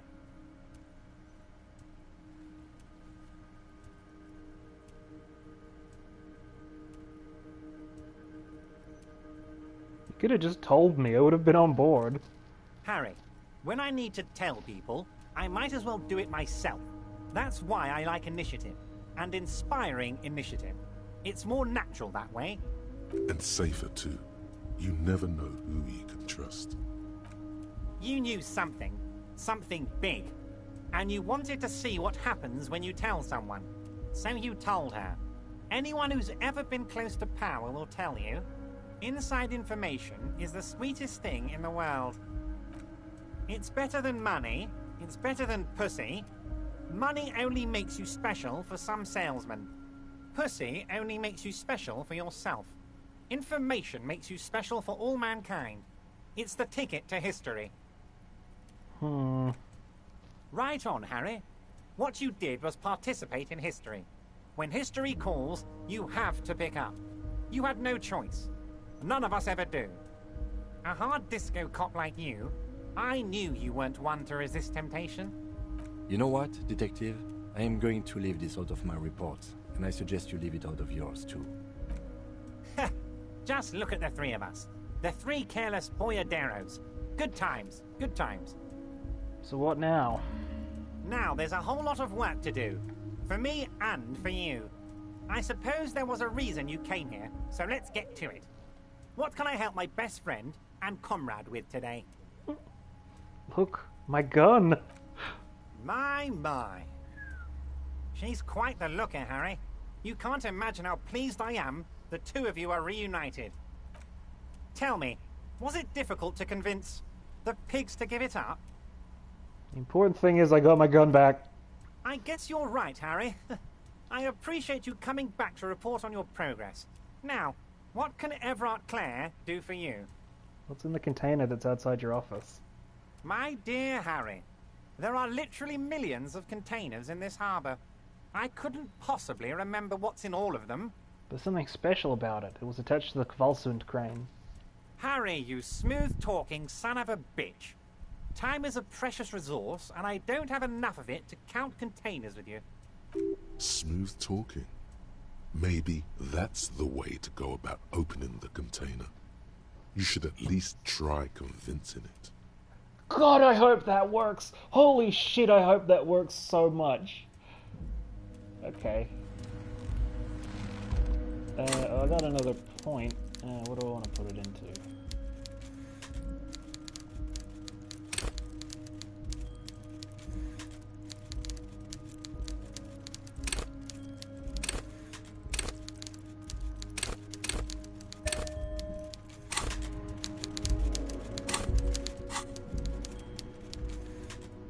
I think we need to put on some real clothes.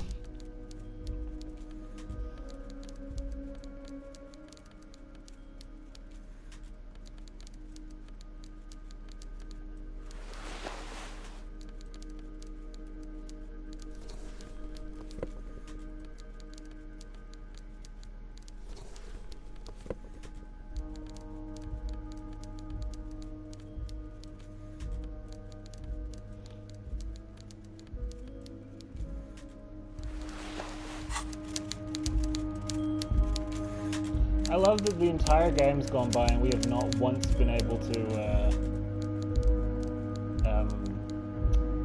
get a pair of gloves better. Well, we're still solving that.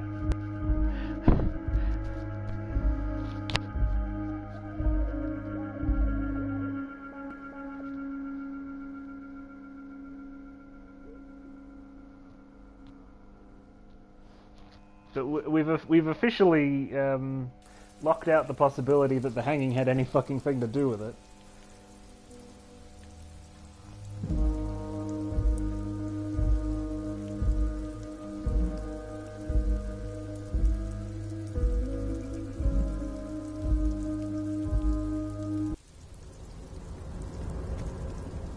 Let's go argue with a door.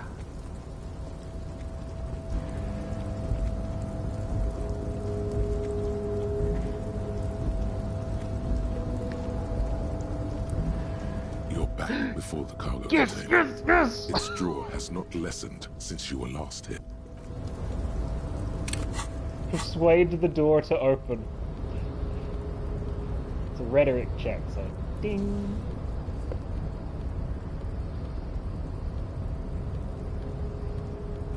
Well, I am just delighted.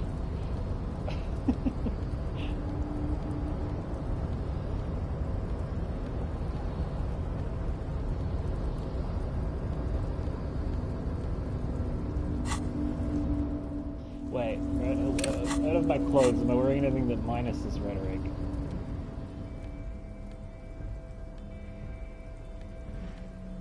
I'm not. It's desperately important that I get this check correct, because I want to see what's in the container, but also I want to be able to argue the container before the open. cargo container. Its draw has...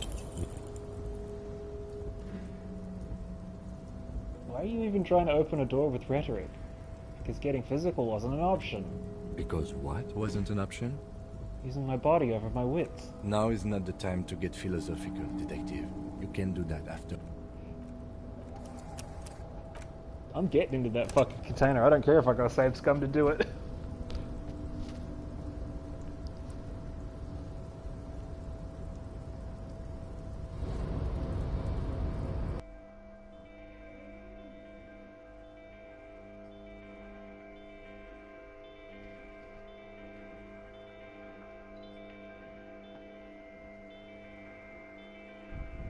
Well, we've already knocked. It doesn't do anything.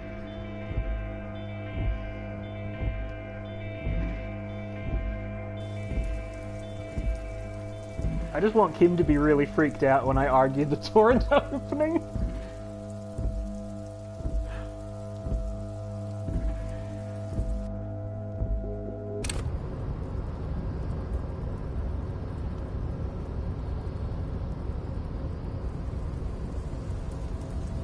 You're back before the cargo container.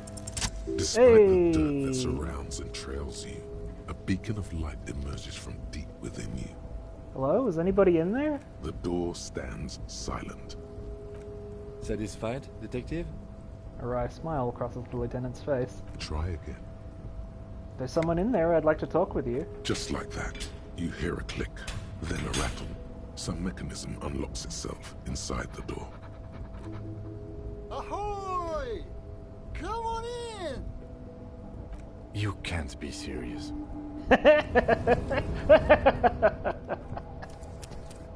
Saved.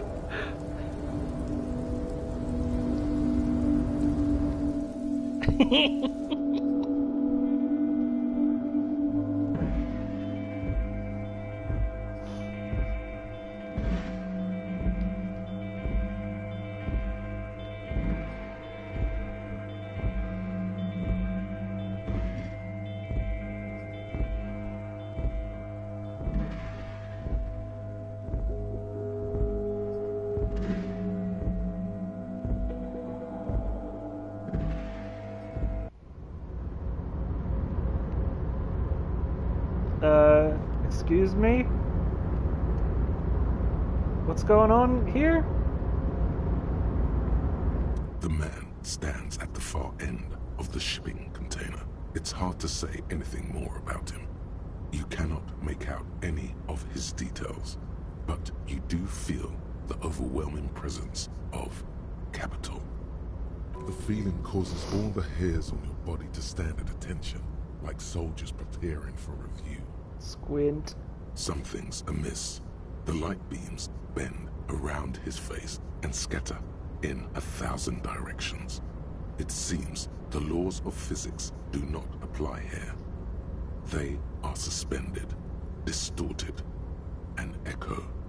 Trying to visualize the physics at play is liable to give you an aneurysm. Don't think about it too hard. In the general stillness, only your tongue moves, flickering as you utter. What's going on in here? Welcome, welcome. Not too much actually. Just pleasantly surprised to have company today. You can't hear him exactly, yet you're able to understand every word he says. It is very strange. An overwhelming hum covers everything. Voice doesn't escape from him. Now, what can I do for you, gentlemen? What you can see of his body appears composed, in a sharp summer suit, and yacht shoes. Who are you? Who am I? Oh, I haven't been asked that question for such a long time. I don't meet a lot of people outside my circle these days. Anyhow, my name is Rustam Diodore, investor, license holder, and extremely high net worth individual. And you are? Mr. Diodore, I am Lieutenant Kim Kitsuragi of the RCM, and this is my partner. Harrier Dubois. Pleasure to meet you, Harrier Dubois. I must admit, the name suits you very well. Who are you? Who am I? Oh, we've already done this. Mr. Diodore. Pleasure to meet you, How did you Harrier become Dubois. so rich? To be perfectly blunt, I inherited my fortune from my grandmother, who herself was an extremely high net worth individual back in Grad. All I did was take her fortune and invest it prudently. Believe it or not, it takes more than a bit of skill not to blow a vast fortune on sailing boats, bad choices, and unsupervised state policy. Actually, at the level this guy is, it takes several generations to do that. But, alright. What's it like being an extremely high net worth individual? I gotta tell you, at first, being rich is a lot of work. You've got to work hard because everything's so darn expensive. You know, prices increase exponentially at this income level. But then, once you've reached my position, it's nearly impossible for me not to make money. My assets are so diversified that I'm bound to come out ahead no matter what. Some of my lower net worth friends say to me, "But doesn't that take all the fun out of it?" And I tell them, not really. It's great you've done so well for yourself, but don't you think you owe some of that wealth to the rest of society? Sure. And they benefit when I buy things to stimulate the economy. Do you know how many jobs it takes to build and maintain a racing yacht? 1 million? Dozens, at least. Of course, in the future, it'll all be automated. But my point is this. Every man gets what he earns. It's the height of tyranny to take that from him. Say nothing. Capital makes one speechless, does it not? Blinds like the sun that rises from beyond the horizon after a gloomy winter. Hey, all this talk about money has made you lose the thread. What is going on with the light in this place? That's what you need to ask him about. There's something strange about you. What do you mean? I don't know how to put it. You look somehow a little different. Are you talking about my chin? No, I mean, I can't even see you. It's like something's happening to the light. Oh, that's what you mean. Yes, I've heard of this effect, though I've never witnessed it myself, of course. It has something to do with our Weiss-Wiesemann coefficient. Or what? It's some statistical thing. In essence, it says that when an extremely low net worth individual meets an extremely high net worth individual, some of the laws of physics cease to apply. Are you telling me that you're so rich that light literally bends around your face? Among other things. But calm down. I'm but a lowly single-digit billionaire. I'm calm. That's good. Kim, you seeing this weird stuff? I see nothing of the sort. To be frank, all I see is a gentleman who's unusually well dressed for Martinez, in a cargo container, which I admit is odd. Yes, I imagine that does look strange to you. My container. What are you doing in this container? Traveling. This is a great way to get around. It's fun, it's safe, and it gives me lots of time to think. By the way, let me now ask you a question. Where are we exactly? We're in Martinez. There's a pretty good hostel here called the Whirling and Rags. Ah, interesting. I've made quite a few real estate plays over the years. It's a shame I can't get out and explore myself. One of the downsides of being an extremely high net worth individual is that mobs of low net worth individuals are constantly banding together to ask for money. Why don't you help them? You've got so much money it can't make a difference to you. There simply aren't enough hours a day to hand out all the handouts. It's like feeding seagulls. There are always more, and they never seem to do anything interesting with it, except more seagulls. Spending money is a matter of desire. I'm sure you agree. I don't have the desire for spending it like that. So you travel from place to place via shipping container. Smart, no? It also provides a means to hide from all the targeted advertising we extremely high net worth individuals are constantly subjected to. Luxury yachts, high fidelity portable radio systems, fail-proof outerwear, and so on. It just gets a bit middle-class after a while. A bit bourgeois. So you're saying being rich isn't worth the hassle? What? No, I didn't say that at all. Being rich is great. Just don't tell anyone I told you that. You're a rich investor, right? Can I have some money? I don't see how it's appropriate for a representative of the law to ask a wealthy person for money. This shines a bad light on the RCM, if you catch my meaning. Come now. There is not even a cent of corruption here. I'm merely being polite. So, let me check my pockets. As you may know, us high-net-worth individuals do not have a lot of cash on hand. Investments and liquidity are enemies of one another. I think I only have coins for coffee machines. Here is 3 real. How much can you get for this? You sure you don't have any more? I thought you were a billionaire. Yes, I'm sure. You know, maybe you can make that money grow. Come up with an investment plan. How's that sound? These ultra-liberal types love losing huge sums of money on ludicrous proposals. Ergo, you should come up with a plan that's totally dead in the water.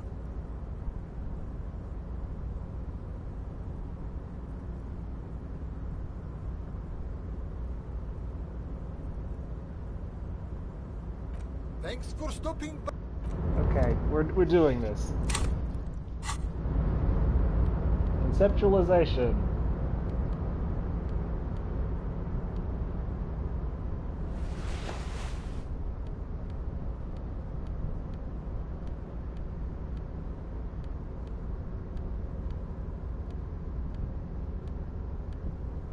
Which I already have maxed out. Like, this should...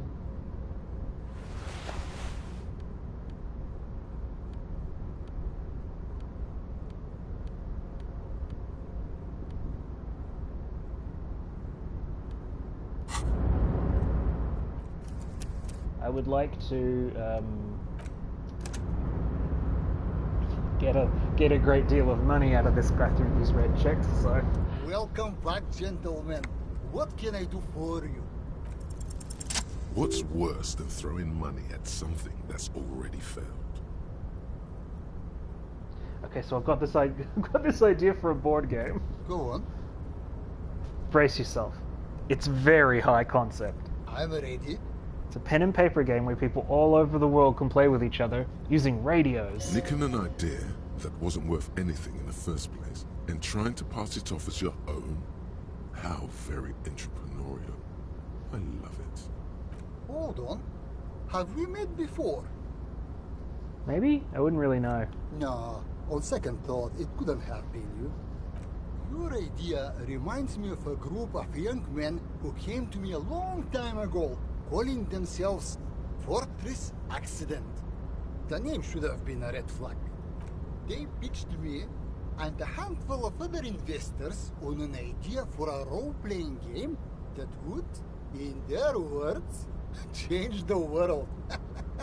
What happened? Well, at first everything was rosy. The ideas were solid, but they were lacking in... how do I put it? They lacked the will to get things done. As their financial situation became more desperate, their ideas devolved from realistic to absolute insanity. We lost all of our money. High art types never deliver. They're only good for peddling Welkins or whatever creeps they come up with. I guess the inordinate amount of time they put into drawing mythical creatures did not generate a return on investment. Did you try to salvage the project somehow? Sadly, when we got there, it was too late. The concept had run out of steam. Only dust remained. What I want to tell you is this. It's a very bad idea. Dead in the water. You seem like a reasonable man, but that is not a reasonable plan. Okay, well, maybe I was wrong. We've all learned something today. You sure you don't want to give those little Welkins a second go? Absolutely not. Stop embarrassing yourself. Pop a magnesium and calm down. Got a thought out of it.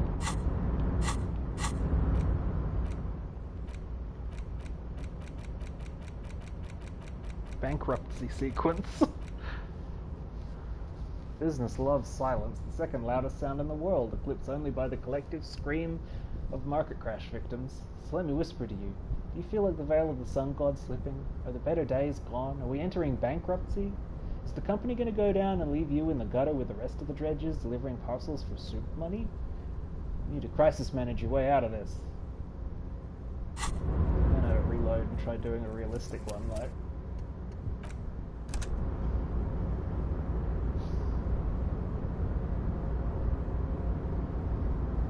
What I need is cash to buy sneakers.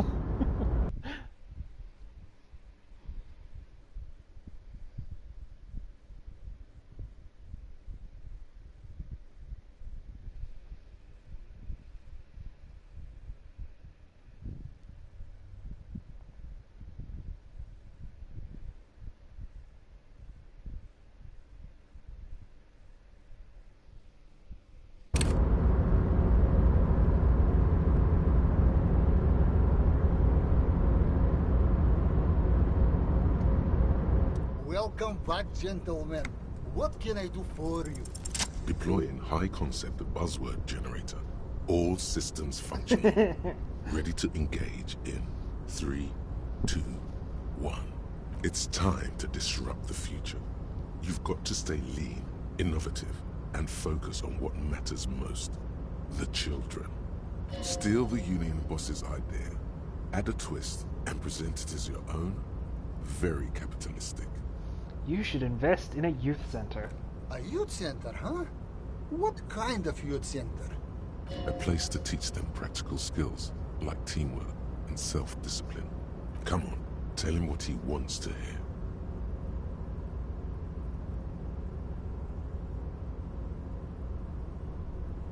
One dedicated to instilling liberal economic values in children from low net worth families. Brilliant! Without children, who'll be there to buy stuff in the future? Yeah, and if it doesn't work out, we can always repurpose the center as a shopping mall or private equity firm. When life closes a door, it opens a window, yes? What's the expected return on this?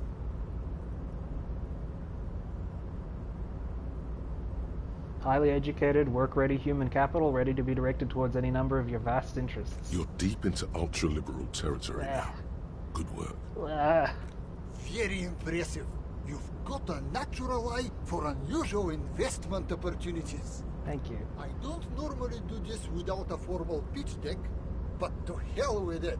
What's the point of being rich if you have to follow all the rules? Here's a round of seed funding. This should be enough to prove out the concept and get things off the ground. Ratan, now's your chance to take some time off. Spend it with your good buddy, and get absolutely wrecked in the process!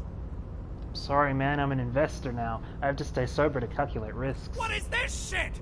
Calculating risks? Ratan! The risks you can't calculate are the only ones worth taking! They'll give it some thought. The lieutenant looks at you with horror. You've been mumbling to your necktie in a daze for several minutes. Yes. Now you're displaying it. The eccentricity that becomes a wealthy individual. Thanks for placing your unwavering trust in me. Remember, it's not a handout. It's an investment. And I expect to see returns. The lieutenant stands there, dumbfounded. His mouth opens slightly, then closes again. Is he having a stroke? Kim, are you having a stroke? No, I'm not having a stroke. You're just still full of surprises. Most of them bad, but some good. The lieutenant has granted you an aura of legitimacy. Bathe in it, but don't let your satisfaction show. Play it cool. Now, was there anything else I could help you gentlemen with? And now we're a little rich. Yes? Oh, I meant to... I'm trying to get out. Got 100 real out of that.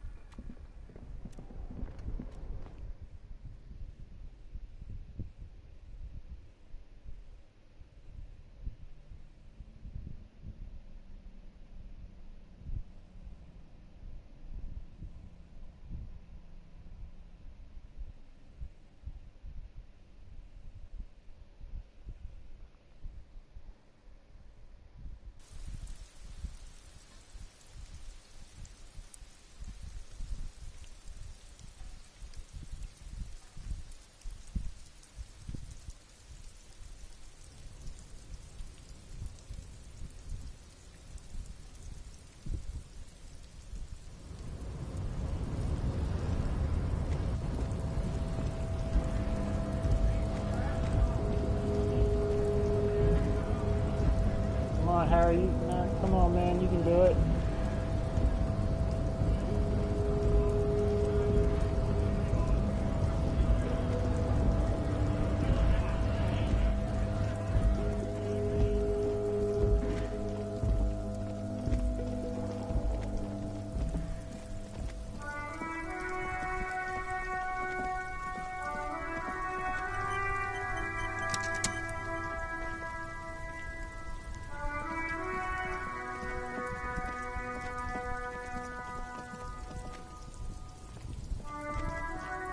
The speaker.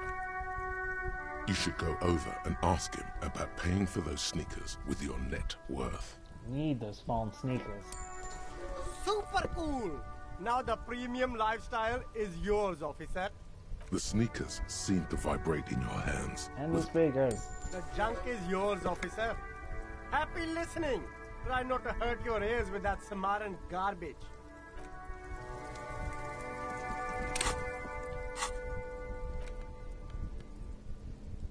Speakers from the People's Republic of Samara. Why did you even buy these? These are no magic speakers, these are lame speakers. All they will ever produce is the faint memory of the song you're trying to listen to. Sell them for cash. And I got fancy shoes. +1 reaction speed, +1 hand-eye coordination, -1 encyclopedia, too fast for facts.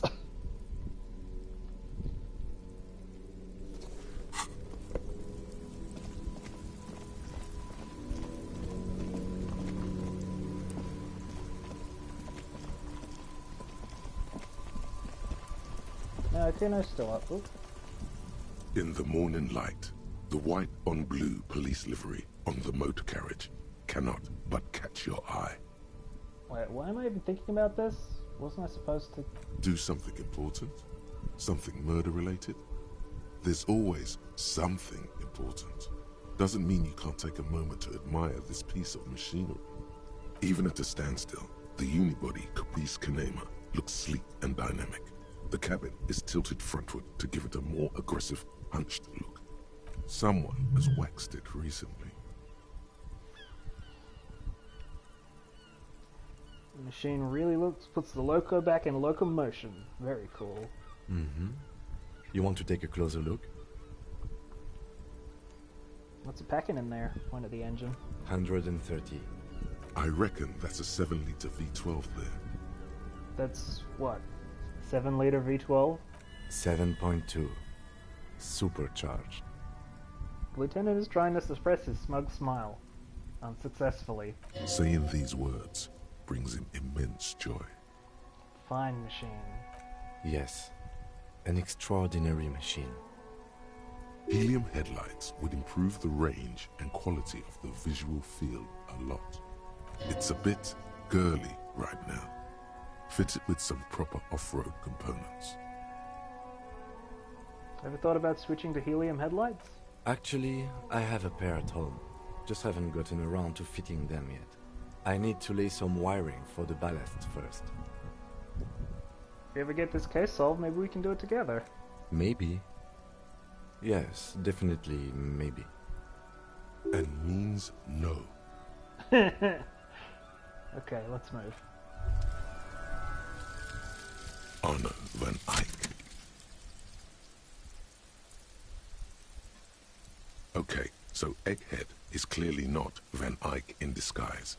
Van Eyck is an Oranese disc jockey, but those people get around, especially in Revachol, in the clubs on Boogie Street. Perhaps he stayed here for a short stint and discarded part of the song he was working on. Just threw it away.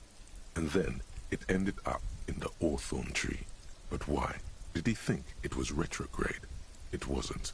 Perhaps he caught a glimpse of the future and did not want for it to arrive just yet. Perhaps the city whispered the top line to him, and he was frightened by it. Reveals Arno van Eyck gig posters in the world. Okay.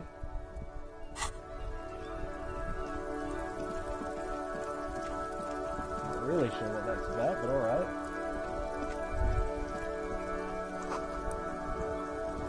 Below the dark grime, the dark neon poster reads, Van Eyck, totally transcendent.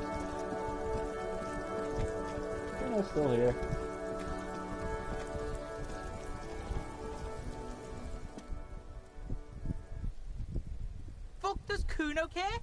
More questions about... Do I have anything? Yeah? The Kingdom of Kuno? The fuck do you want with it? It's in the greenhouse over there. Dunno. Kiptas gardener used to work there. A gardener? She's actually not a gardener. Turns out she's a union fixer. The fuck does this have to do with the Kuno? Kuno doesn't give a shit who she is. Alright. Yeah. That's it. Alright, I'm gonna stop for lunch. Good day, though.